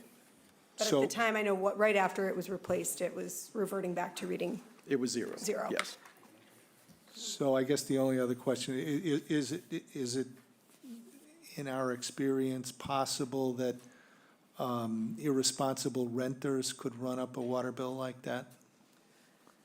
What would you have to do? Leave the water on, basically running? Like a toilet would be running constantly. I will That- say that they would do weren't it. the same renters, so like people who, if there was one group there that entire time, I could say they had behavior that was maybe nefarious, but this was different groups of people, and if you look at the hourly rates, it was consistent at like 1, 2, every hour, constant, which would think that it's a leak, but that just wasn't produced in the evaluation. And one thing to know is, just to, I guess, disparage ourselves a little bit. I'm a finance professional. Lindsay's a marketing professional. We're not by any means handy people that would be fixing this problem ourselves. If we had something, and obviously, we could produce our credit card bills or whatever to show that there hasn't been any change in the house. And I wonder, maybe to move us forward, I wonder, something that, I guess when we sought this process out, where we began with, I guess, what our hope was, is that we did a lot of research online of like what has happened when other people face this problem. Even if there was a problem, if they have some astronomical water bill, what happens? And it seems like there's a strong precedent across other towns of cities who have looked at the average usage in prior years and been able to give an abatement back to the kind of average level of prior years to kind of help the homeowners, I guess. And so I guess that was where what we were going for here was, look, there's an established, if you look at the multi-year history of the house, we've owned the home for about 4 years now. If you look at the several year history, there's an average usage across the years. Something happened this year. No one, it's hard to disprove, that it's hard to prove an absence of something, right? So nobody can say here what happened. We didn't change anything, and all of a sudden, we have some paper bill that is telling us that something dramatically changed in the house, and there's no physical evidence of that actually being the case. And so the I guess the maybe counter motion that we would introduce or ask the board to consider would be looking at our prior year history averages and seeing if that is something that is closer to what would be abated back to. Dean? Thank you, Mr. Chairman. Rob, how old was the meter that was tested? Do we know? Yeah, I don't have that information handy. And Ms. McCarran, did you say that the renters this past summer, during this period, were the same people that had rented previously? There in were a prior couple years? families that have rented in prior years, and then like we were there for part of the 4th of July, we were there in August, and so it was kind of a combination, but it was not, I just meant to say, it was not one group that was there the whole time, yet the behavior was all the same, so it seems not logical that all these actors would have acted the exact How same many way. bedrooms in this house? 3 bedrooms, Okay. 2 bathrooms. It's about 1,100 square feet. Do you know the number of people per rental that were present? You know, I could go back and reference it. Usually it's like a set of grandparents with older children, with, you know, their adult children and some like young toddlers. That's typically who we rent to. I know we had a party of, you know, a couple couples that were doing some fishing. So I think, I mean, the capacity at the house is 8, according to like the Chatham laws. It sleeps more than that, but we don't, you know, it's 1,100 square feet, so we don't want more than that many people. Even when my own family comes, we rent an additional property. Rob, is it correct to understand that the practice of the Water and Sewer Advisory Committee or your department in other cases has been to do what the committee is proposing here? That's correct. They took winter rates, and even though this occurred during the summer period, to Right, try it to bring provides it some down. relief to the property owner, but it still accounts for some of the water that was used. Yeah. Mr. Chairman, you inquired as to what the standard might be. I don't see any in the regulation or of the town, which would lead me to conclude that we have to follow some standard of fairness, I guess, and equity, both to the property owner and to the taxpayers, the water users, I guess, customers. And I was going to ask, but Mr. McCurran addressed it proactively, what kind of relief you would be looking for beyond what the Water and Sewer Committee has proposed. Yeah, and that's what I had, the little table, you know, was really just to say, we do have some years of history with us. You know, we inherited the home as it was in terms of the irrigation system, et cetera, when we purchased it. But our usage, you know, since 2021 is basically what we said, like, this is an indication of how we've used water in the past. And so is this something we could rely on to say, like, absent any change in behavior? So you acquired the property in 2021? Yeah. Do you recall what month? January.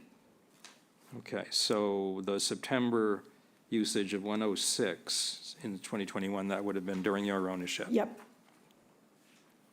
And yeah, from that point forward.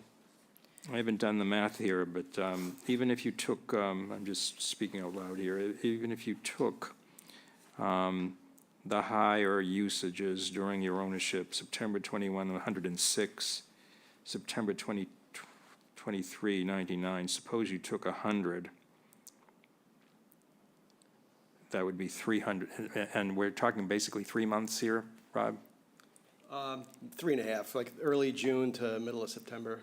If you took their highest months, which is more generous than I think,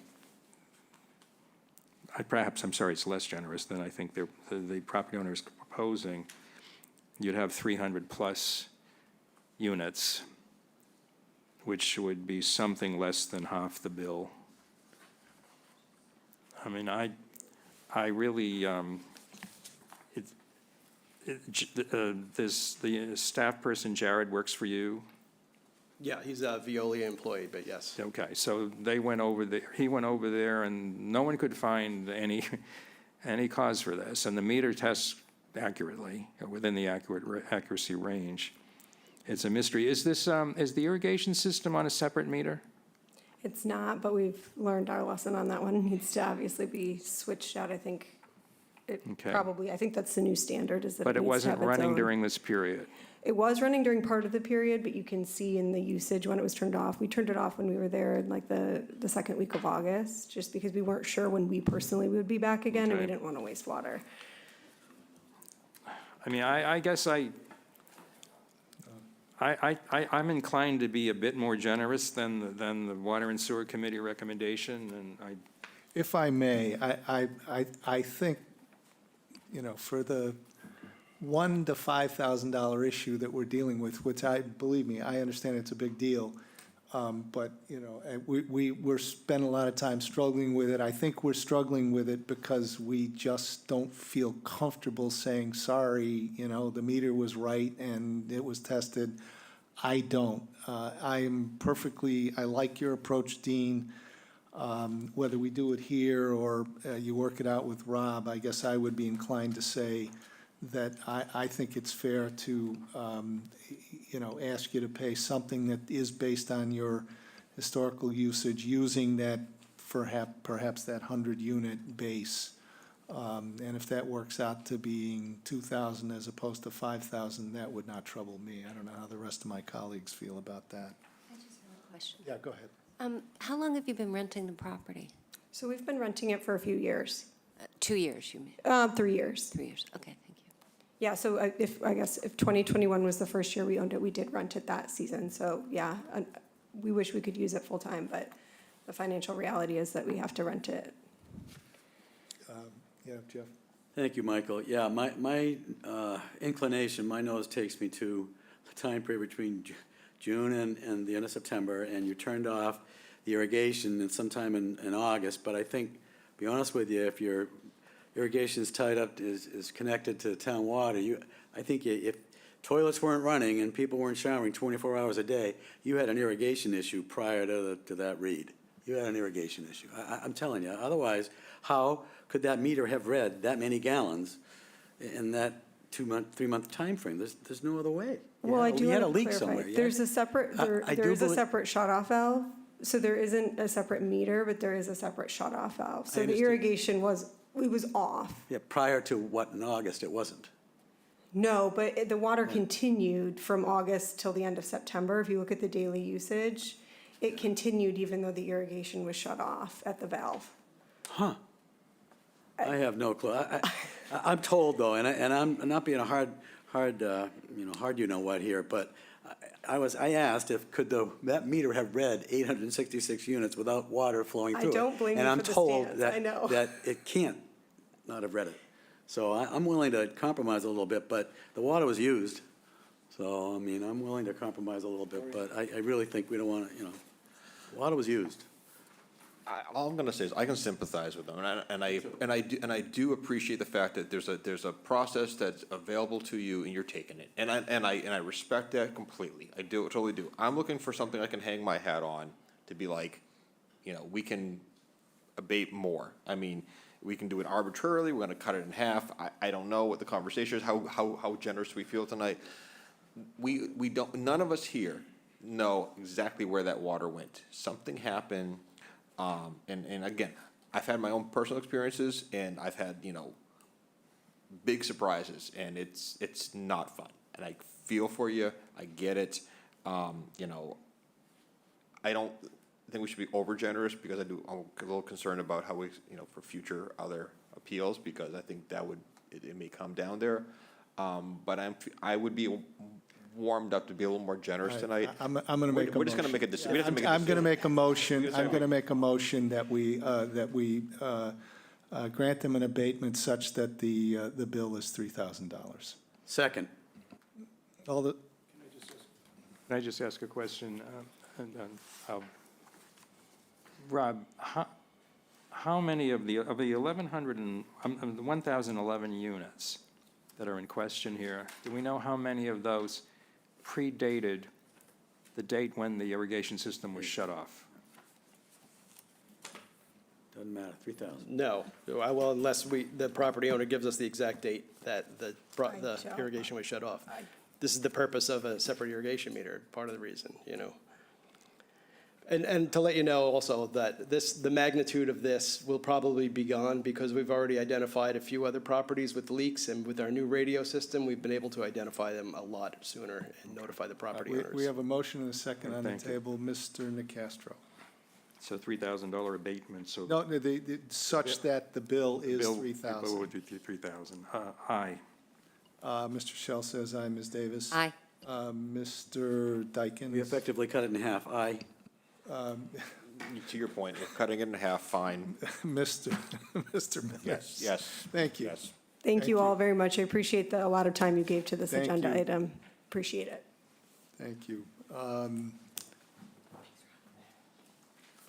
Ms. Craig, you're back up with us, I think.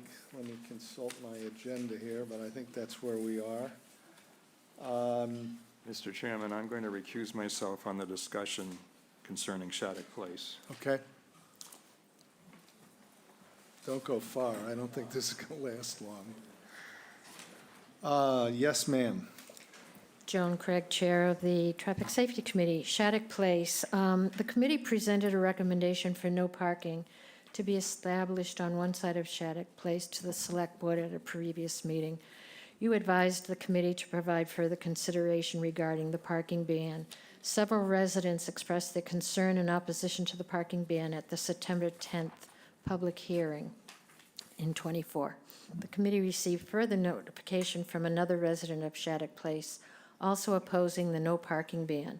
The resident in opposition reiterated that any recent parking problems were created by a construction project which has neared completion. The committee discussed the new information and voted 3-1. One other individual was not there that night.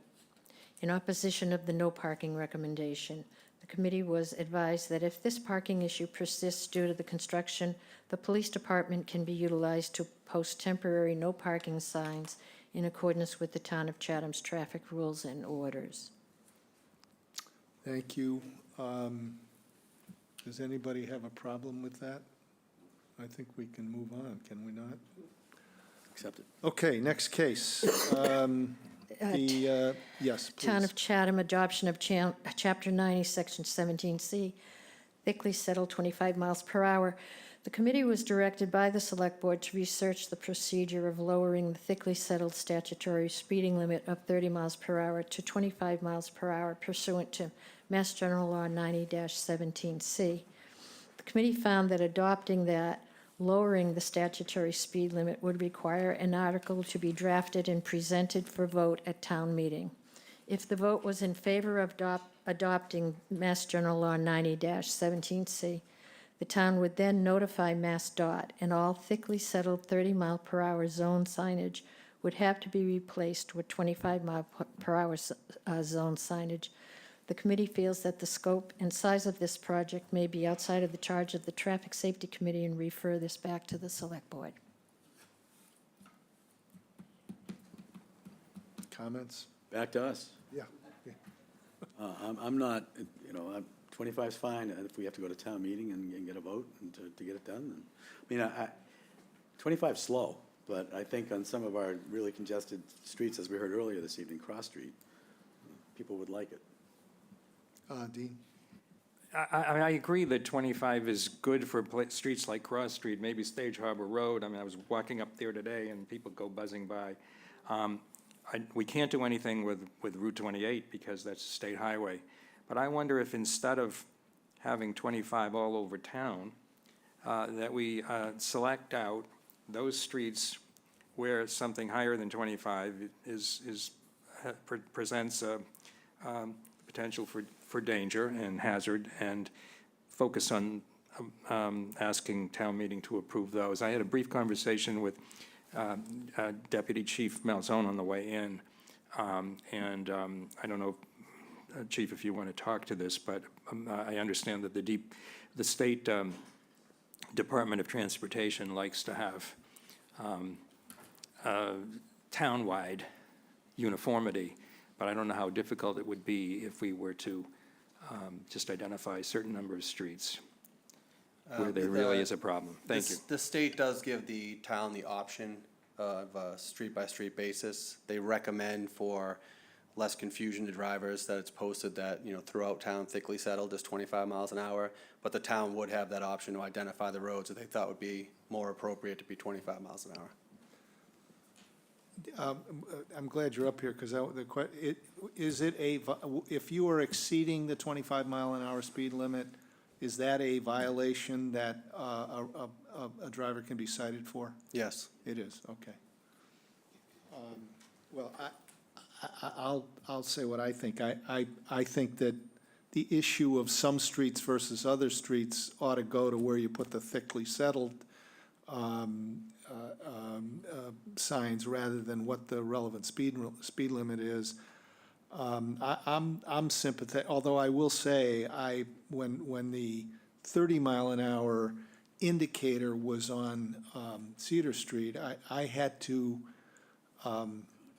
well, basically, yeah, conform my behavior. Not that I drive 40, but if you're not thinking about it, getting down to 30 requires a little concentration. Having said that, however, I don't think I drive 30 miles an hour on Cross Street, and I use it a lot. That, as I like to say, along with 50 cents will buy you a cup of coffee. I don't have a problem with telling people they got to drive 25 miles an hour in those locations where it thickly settled means there are kids, there are dogs, there are people walking, running, whatever. I would be supportive.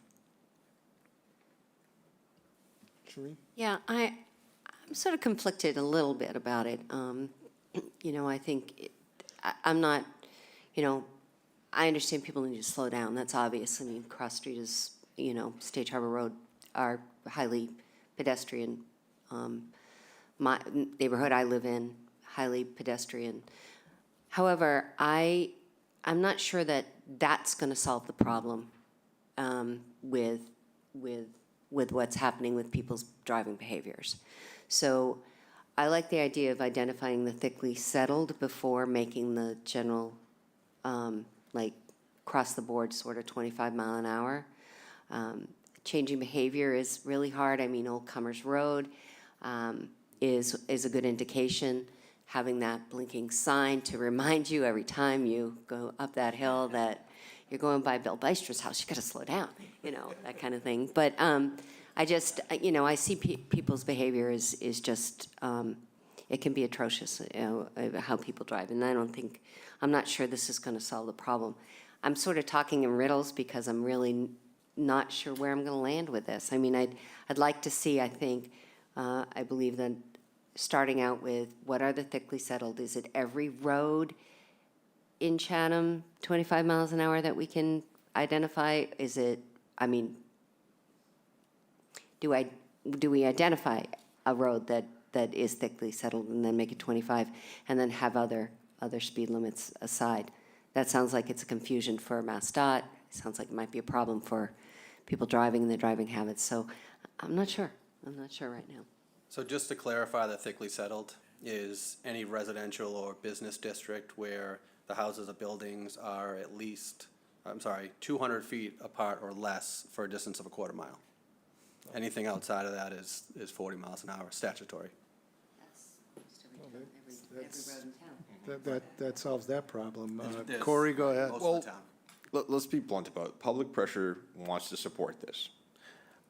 I'm having that one of those be careful what you're asked for type of thoughts running through my mind because, to Shireen's point, there are other elements that this will not fix. There are other elements of people's driving behavior that they'll drive aggressively, recklessly, whatever, 25, 30, doesn't matter.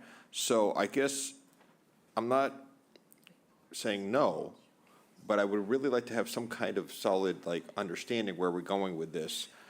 I mean, I know the chief's in the audience. I may have put him on the spot. I kind of get some general thoughts on his perspective. How are we going to manage this? How will we enforce it?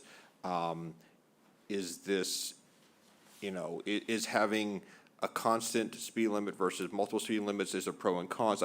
I'm willing to do a little bit of research with this, and maybe we do need to kick it a little bit back to the traffic safety for some help. But I just want to dive into this super quickly because I have just a little bit of pause in it. I'm not against it, but I will admit I have a little bit of pause. Jeff? I think in our thickly settled areas, we need to be more cautious. I think we have a lot of pedestrians in town, especially in the summer months, especially around the loop. I think 25 would help. I think it would help in those congested areas. I think sidewalks would help too. Would love to see a sidewalk on Stage Harbor Road, but and on Shore Road, and on Shore Road, and on Shore Road. West side of Shore Road, take it too. it's very congested, and people need to slow down. And I think it's belt and suspenders. I think going to 25 and thickly settled would be part of the belt. Maybe we'll get suspenders elsewhere. I'm in favor of it. Can I just add, I just want to, I mean, of course, it's not going to solve anything. It's a further encouragement. This is, you know, if it gets people, if the 25 speed limit gets people to slow down from 35 to 30, to me, that's an improvement. So I'm sorry, yeah, go ahead. Chief, what's the law is, I've forgotten, it's a long time since I went to driving school. So, all these little streets in town that are through streets, like in the old village, School Street, whatever, what is the limit on there? Is that 30 miles an hour? Those are thickly settled areas, so the statutory speed limit is 30. So you could drive 30 miles an hour technically on You School Street? but reasonableness trumps the Yeah, statutory speed limit. yeah. So based on traffic, based on pedestrian traffic, it's really based on what's reasonable. But the statutory speed limit in those areas is 30 miles an hour. So if we were to ask you to come up with a list of streets that are thickly settled, it would be most of the streets in town, probably. Correct. It would probably be easier to come up with roadways that aren't thickly settled, right? Yeah. There's not many. Route 28. We can think of them, some have been Yeah. mentioned here, Yeah. Old Comers Road.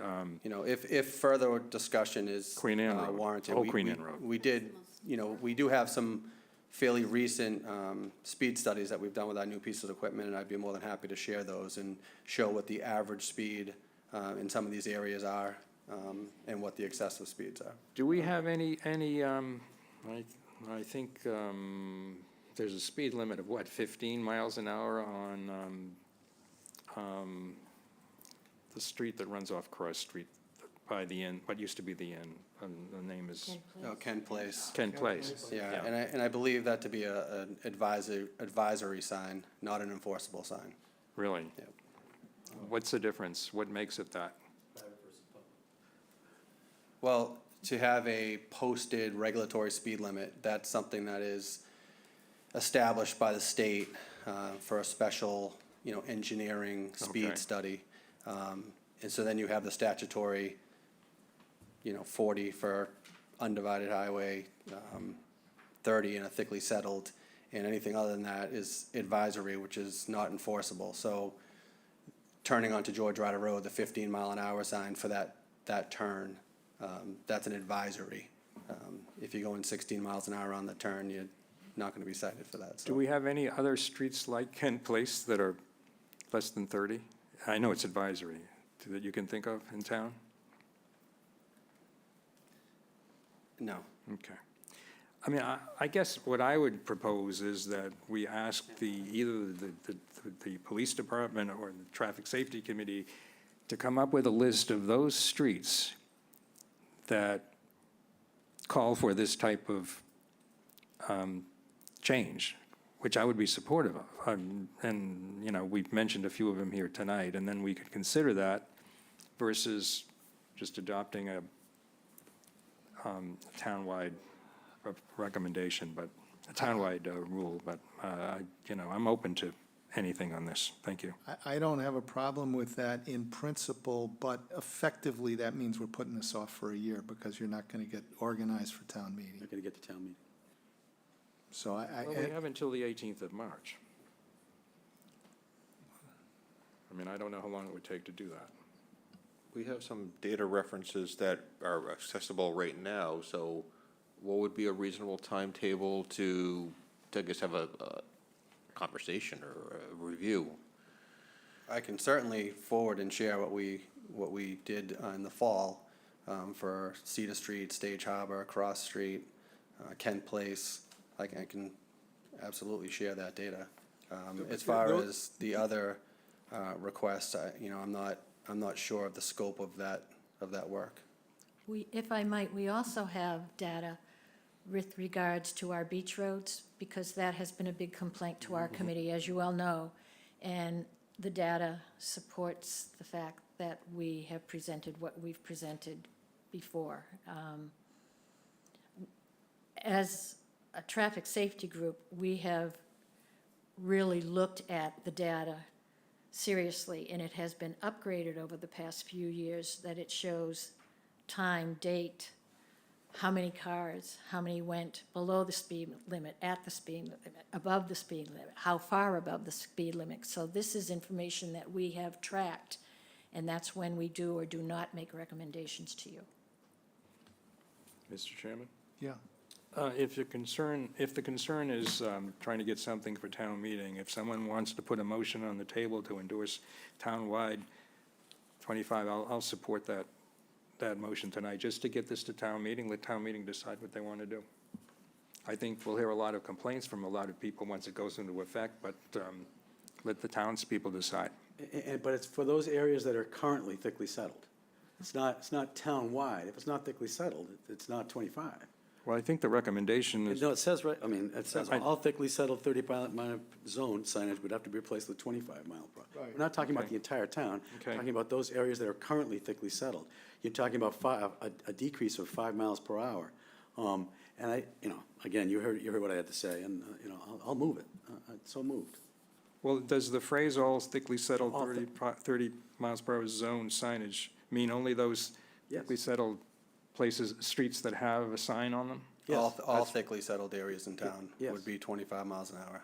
I mean, that's a lot of the town. dealers, All of not them, everywhere. all of them, or all of them, only those that have a sign on them that No, says, all. that says, I think the chief Because not all thickly settled areas in town have signage. signage. But the recommendation from the Traffic Safety Committee is for everything, all of them, They- whether they- they're signed or not. They All- didn't make a recommendation. We did not make a All recommendation. thickly settled areas have that statutory speed limit of 30 miles an hour. So any residential area, business district in town that is deemed thickly settled would have the 25 miles an hour. But I think, Jeff, you're talking about Well, limiting it, or yes, subset. I am. I'm reading that all thickly settled 30 mile per hour zone signage would have to be replaced with 25 miles. I'm saying all those areas that are now 30, thickly settled, would be replaced with 25. I'm not saying you go around and measuring to make sure that, this area is thickly settled. Right, well, the existing signage that is in these areas, yes, that would be, That's what I'm saying. that would be changed. I would replace those signs with 25 miles per hour signs. That's what I would do. I mean, I'm thinking training field, Old Queen Anne, people bomb around there. Those aren't 25 or 30. Right. They're not. So, so some of the main conduits through town are not thickly settled. Many are. So I would make the motion that we replace the 30 mile per hour signs with 25 mile per hour signs, as currently are construed as currently. There just might be, excuse me, Mr. Chairman, just might be a few more streets to be added to that list, that's all I'm saying. Maybe, I don't know. Maybe that happens at town meeting. I think, If I one other may, thing, I if think you- the town should vote. I think the town should vote. If I may, if you go around and you'll see, going on Old Queen Anne, when you take what I call the Y turn by Training Field, there is a thickly settled sign there. Is there? Yeah. Yes. yeah, And some people question that because on the right side, there is, yeah. The conservation, that's right. yeah. But that has thickly settled, so if you become more aware as you're driving around, you will see quite a few thickly settled signs. Yeah, no, I know. I have a small story, but anyway. We have a motion on the table. It lacks a second at the moment, all I right? think I'll second it for discussion All right, purposes. good. Okay, good. Any further discussion? All those in favor, Mr. Nacastro? Aye. Mr. Shell says aye. Ms. Davis? To move this forward, I'll say aye. I say aye, yes. Mr. Dykens and Mr. Metters? Aye. Now, we need, I think we should ask the town manager to prepare appropriate article and recommendation language to implement this. Is that fair? So moved. Second. Second. Okay, all those in favor, Mr. Nacastro? Aye. Mr. Shell says aye. Ms. Davis? Aye. Mr. Dykens? Aye. And Mr. Metters? Aye. Could you just clarify the vote again? The initial vote? Shireen, I didn't hear what you said. I said aye. I Thank you. just simply said that to move this forward. Thank you. I said aye. Thank you. Okay, thank you. Thank you both. Okay, budget preview. Town manager, Jill, please. Thank you, Mr. Chair. So I'm going to ask Megan Downey, our Director of Human Resources, to present tonight. So as you know, we've been involved in reviewing the FY '26 town budget. That would be from July 1st, 2025 through June 30th, 2026. And with that review by the finance director and myself, we have entertained proposals and proposed staffing from the departments in order to strengthen our critical operations. And so Megan will highlight the proposed positions as well as give you some feedback. And we've presented a proposed town manager's recommendation with a fiscal impact. So if you don't mind, I'll turn it over to Megan. Good evening, welcome. Good evening, thank you for having me. As mentioned, in working through the FY 2026 Town Manager's recommendations, staffing requests were received from departments that were reviewed, and we have them for presentment along with the proposed Town Manager's recommendations. History of staffing requests made since FY 2021 were included in the staff report that was in tonight's meeting packet. In FY 2025, at the recommendation of the Town Manager, departments held on staffing requests in order to pause to further evaluate the positive impacts of the additional positions that were created in previous years and to determine any further alignments that could enhance efficiencies. This evaluation process is actually made possible for the realignment of one full-time equivalent position that was in the Conservation Division of the Department of Natural Resources and has moved that to the Department of Finance, providing for budget preparation and monitoring assistance, as well as year-round supervision of the sticker office to expand services and hours.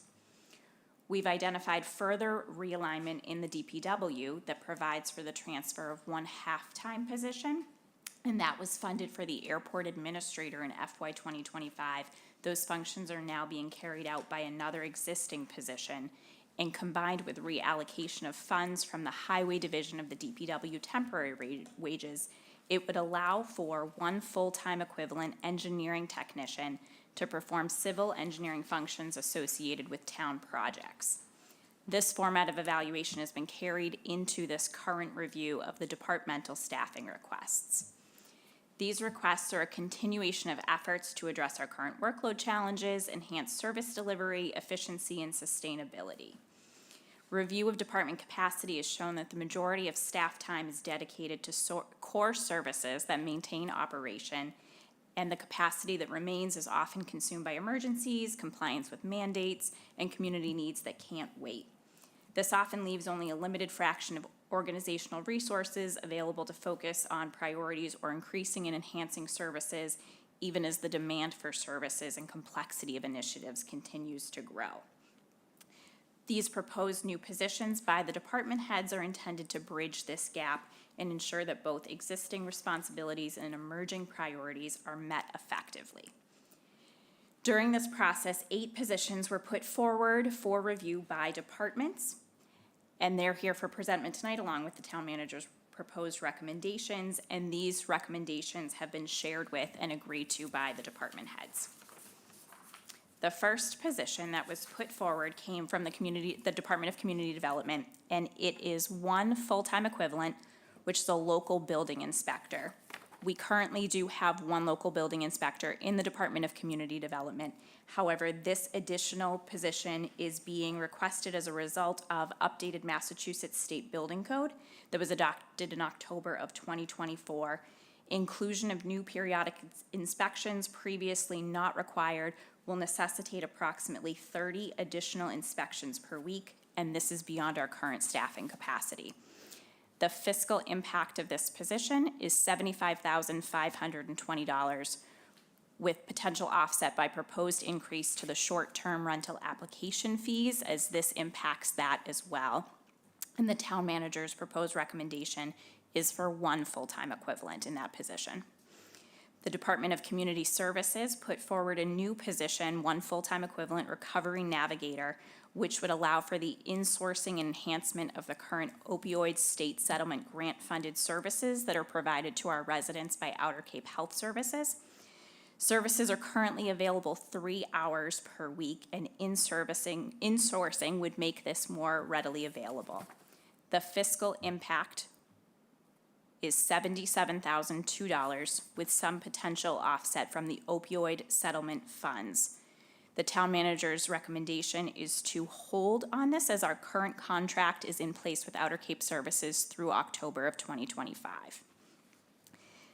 The Harbor Masters Division of the Natural Resources Department has put forward one full-time equivalent position, which is a boat operator, marine mechanic, and this position would address operational and emergency coverage on the water and perform maritime vessel and Mitchell River drawbridge maintenance and repair. It would supplement the current 4 full-time equivalents in the division who all have administrative responsibilities, which reduces their operational coverage. The fiscal impact to this position is $44,421, and that's actually a budgeted salary of $71,920, offset by $27,500 from temporary wages, contracted services, equipment and maintenance, and the department and division capital requests associated with the drawbridge would also be reduced by $25,000 as a result of this position request. The town manager's recommendation is one full-time equivalent. In public safety in the police department, they put forward requests for 2 full-time equivalent police officers, and these 2 new positions were put forward to increase the complement of sworn police officers, which is currently 19 when fully staffed, to ensure proactive policing operations for the community, increase safety, and decrease forced overtime. The department's staffing levels have remained consistent since 1984.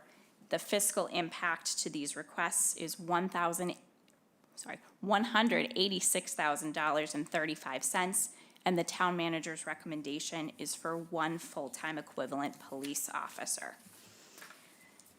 The next positions put forward are 2 full-time equivalents in the Parks and Grounds Division of the Department of Public Works for 2 Parks and Grounds laborers. And these 2 full-time positions would supplement the current 7 full-time equivalent Parks and Grounds Division and complete the insourcing process of the maintenance of town cemeteries, which began in FY 2023, when the division was increased from 4 full-time equivalent to 7 full-time equivalent. The fiscal impact to these requests are $43,205, and that's budgeted salaries of $113,205, offset by $70,000 from the contracted services line in the department's budget. The final position that was put forward has been touched on already, and this is, and the town manager's recommendation is 2 full-time equivalents.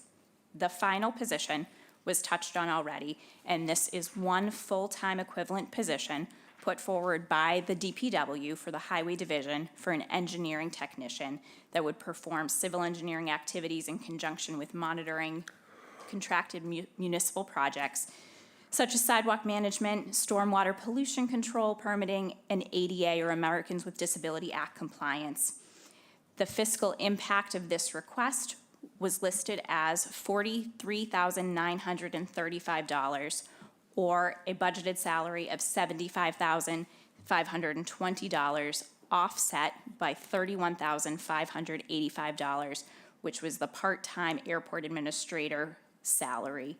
And the town manager's request is to not create this position in FY 2026, as creation is possible through realignment and reallocation of funds in FY 2025 without an additional fiscal impact to FY 2026.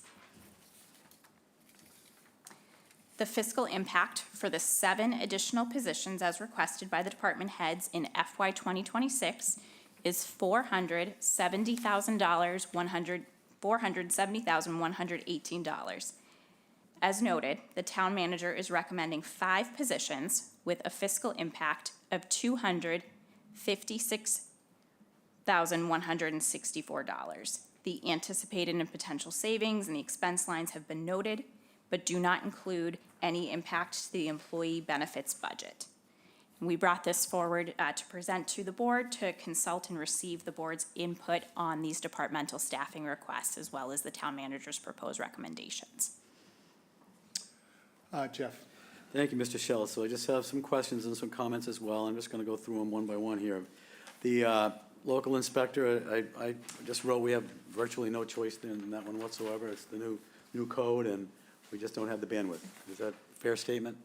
Yes. Yes. Community services, I just had a question. We have 3 hours available now. Are those 3 hours being utilized? Are we using the services of Otter Cape for counseling? They are. We have a really great representative who's been assisting us. We also have a vacant position in community services. That's one of the clinician positions. We were hoping to get that position filled and then decide about the capacity that would be needed for the resource, the recovery coach. Is that the child social worker that we still have? Or it's not? Yes, that is a vacant position, but we were also looking at, because the current adult clinician is also dealing with the youth, we were thinking about possibly having just 2 clinicians, and they amongst themselves could assign the workload to make sure that there's always coverage for someone who's in need. And it's been pretty challenging trying to find a youth clinician. We've had that recruitment open for a while. And I know. certainly defer to A couple of Megan. years now, I think it's been Yes, tough. we've had some recruitments that we thought were going to be successful, but for the youth position, we draw in interest from academic settings and then find that people don't want to give up the working environment that the academic settings provide. Funny thing, huh? Okay, thank you. The natural resource, the harbor master, this has been a request for years. I mean, we see this every single year. Yes. How do we get this done now? Who does this now for us? Who maintains the engines? Who maintains the boats and stuff? So a lot of it is outsourced, but my understanding is there is a seasonal intermittent employee who does provide some of these services now, and it does do some of the work in-house, if that's correct. I'm looking at Director of Natural Resource, Yeah. Greg Berman, to see if he's shaking his head yes at what I'm saying. And then the other follow-up I had is, how's the drawbridge doing? I mean, who maintains that? Is it functional? Is it working? Yes, and that would be the harbor master's office. It's Yeah, just, yeah. they have to take someone away from the active boat operator duty to go over to do what they need to do with the bridge, on the drawbridge. I don't mean to be facetious, but it's late, I can't help myself, but should we hire this position, will the drawbridge work? Well, just to be clear, the drawbridge does work. It does, okay. And so the person that they're looking to hire will hopefully have some mechanical experience and possibly be able to do or perform some maintenance on the bridge. If there was an emergency or something that needed to be outsourced, we'd bring somebody in. But they felt that the day-to-day duties could be covered by this position. Okay. Police department, you're recommending 1 officer? Yes. And tell me, does that negate the need? How much overtime do we have now? And will that take care of the overtime? Or are our number of events spiked so we need another, I looked at the chief, do we need another officer, or what's the deal? So we do have the chief here to speak on it. We haven't had full employment for probably 2 years in the department. And so my thought is definitely 1 could offset the overtime and then hold for a second position to see once they are at full employment, how that overtime looks or the impact to the capacity of the workload. But I've invited the department heads here to talk about the request if you have any questions. Shereen? Yeah, I wasn't done. Oh, I'm sorry. I mean, we have 2 more positions to Speak up, talk about. speak up. I know. Thrilled to see the insourcing of the cemeteries, thrilled with that. I think that's the right move. It's going to be offset by a savings in the contracted labor, and that was a request by the cemetery commissioners. So Yes, yeah. thrilled to see that, and I think that's smart. And then just to note that the request for 470, you're recommending 256, not including fringes. I don't know what we use for a fringe benefit percent, but we use 20% or 25% or some. Yeah, so what we do 33%. is the health insurance budgeted for positions, especially new positions, we always budget so that the person may take health insurance for a family at the most expensive plan. Okay, that's conservative, that's good. So it's conservative, whether someone takes it or not. That's how the overall health insurance budget runs, but we will do that. And I just need to make sure this adds up correctly too, Megan, as I was looking at this. Okay, well, But nonetheless, it would, I mean, I can't, I mean, usually if we're looking for reimbursement for like FEMA, it's usually about a 15% for fringe benefits, but here I think it's a little, it's more actual than just putting a percentage on it. But we can, and I think that, I'm sorry, Megan, did you already prepare that, what you thought the benefits would be? Yes, the highest potential liability is 154,000 Okay. For 5 positions. Okay, I wouldn't mind hearing from the chief about the position, the request, even the 2 that you requested, never mind the one that that Jill is recommending, just what the deal is. And then I'll be quiet. Maybe. Thank you, Member Dykens. I hope this statement will cover, I think, all of your questions. The department asked for 2 officers to reduce the forced overtime and reduce the amount of budgeted overtime that we require. Yes, there are events that are added or expanded every year that tax us more and more every year. It seems every available weekend in the summer, spring, and fall is filled by some new event, which is fine. But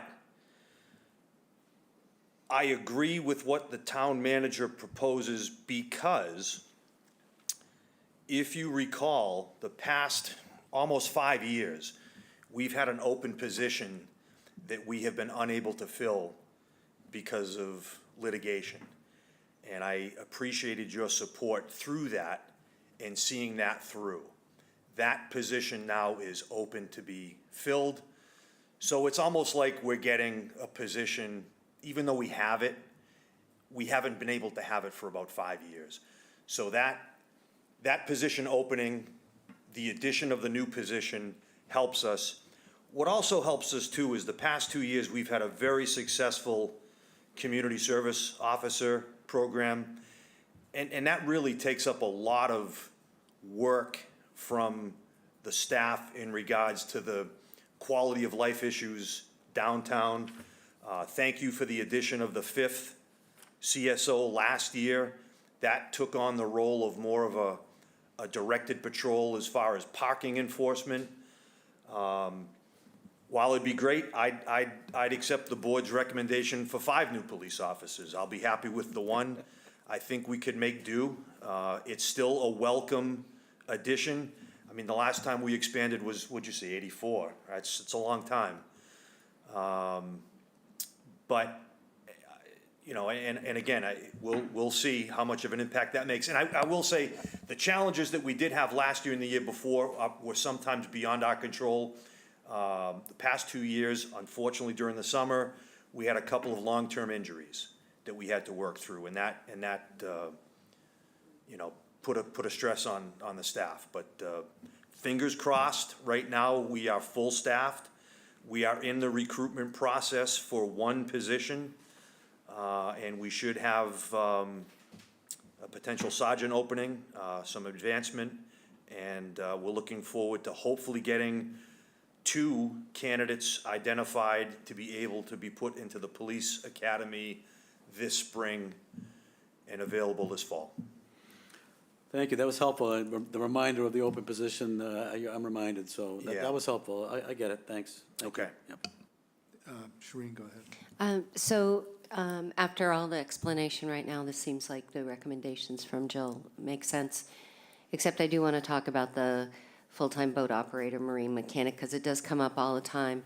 And one of the concerns that we're looking at is you're looking at an outboard motor mechanic and then a hydraulic specialist for a bridge. Those aren't really the same things.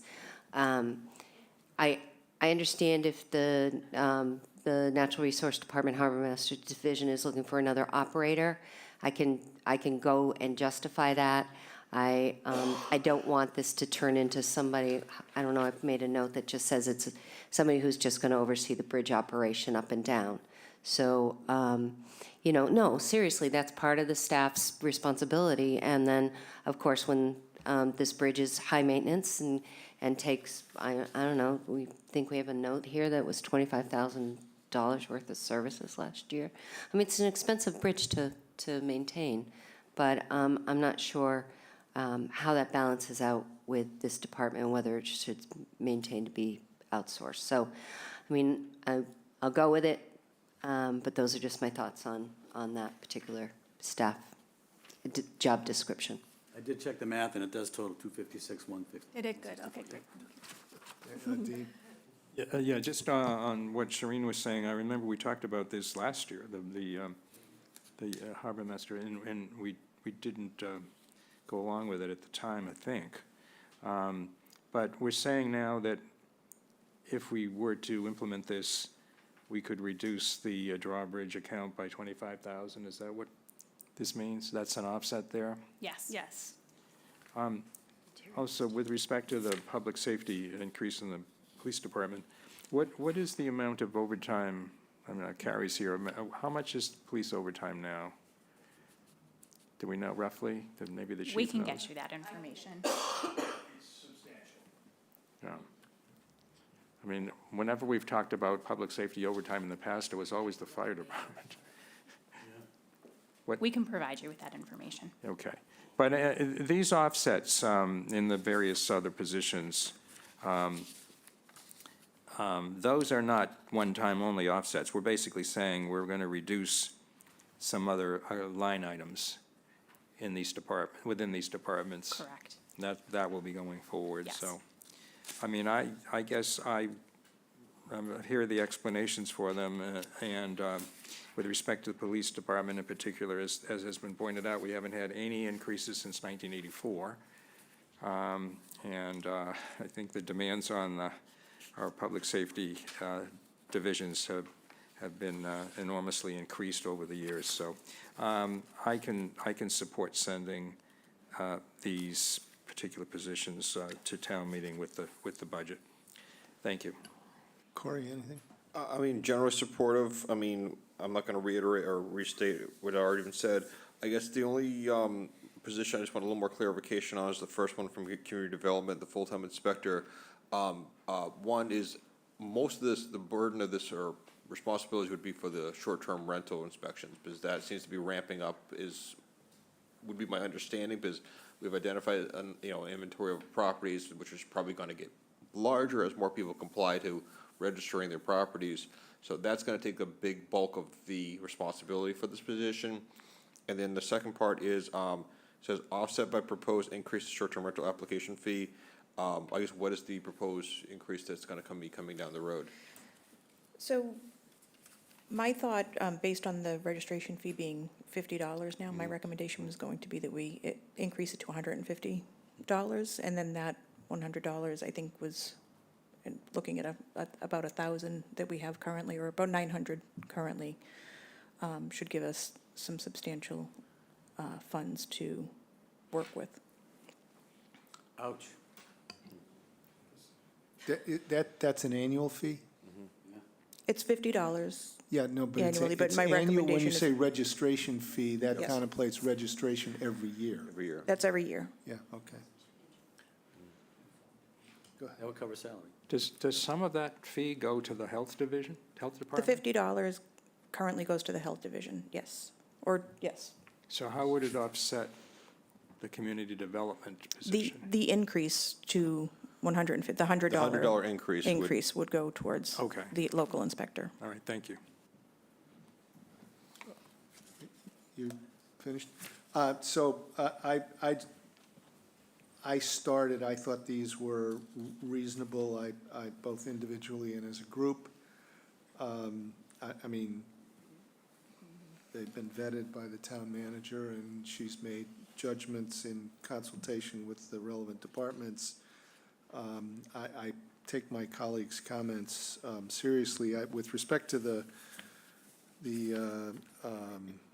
boat operator, marine mechanic, I recall, one of the things I recall about that was that it was proposed the last time at a substantially higher, well, a higher salary. So whether that, and there was some skepticism as to whether such a person could be found at that salary. We're now talking about a lower salary.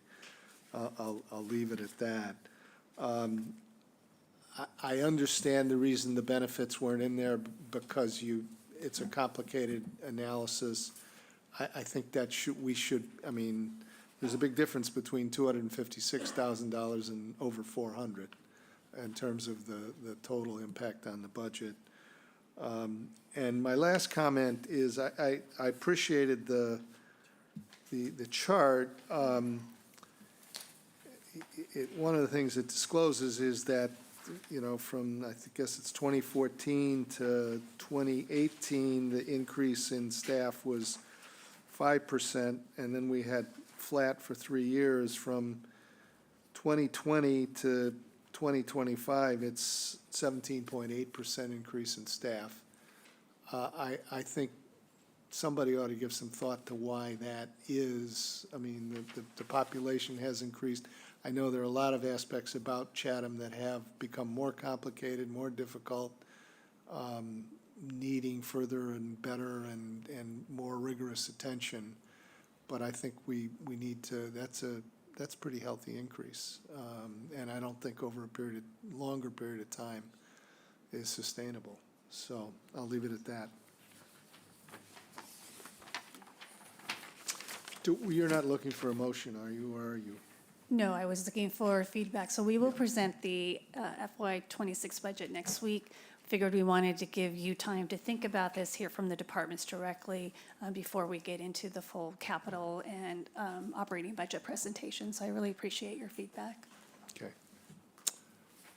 I think Motion to adjourn, Mr. Chairman. Second. all those in favor, Mr. Nacastro. Aye. Mr. Shell says aye, Ms. Davis. Aye. Mr. Dykens and Mr. Metters. Aye. We are adjourned at 7:51. Good night, Chatham.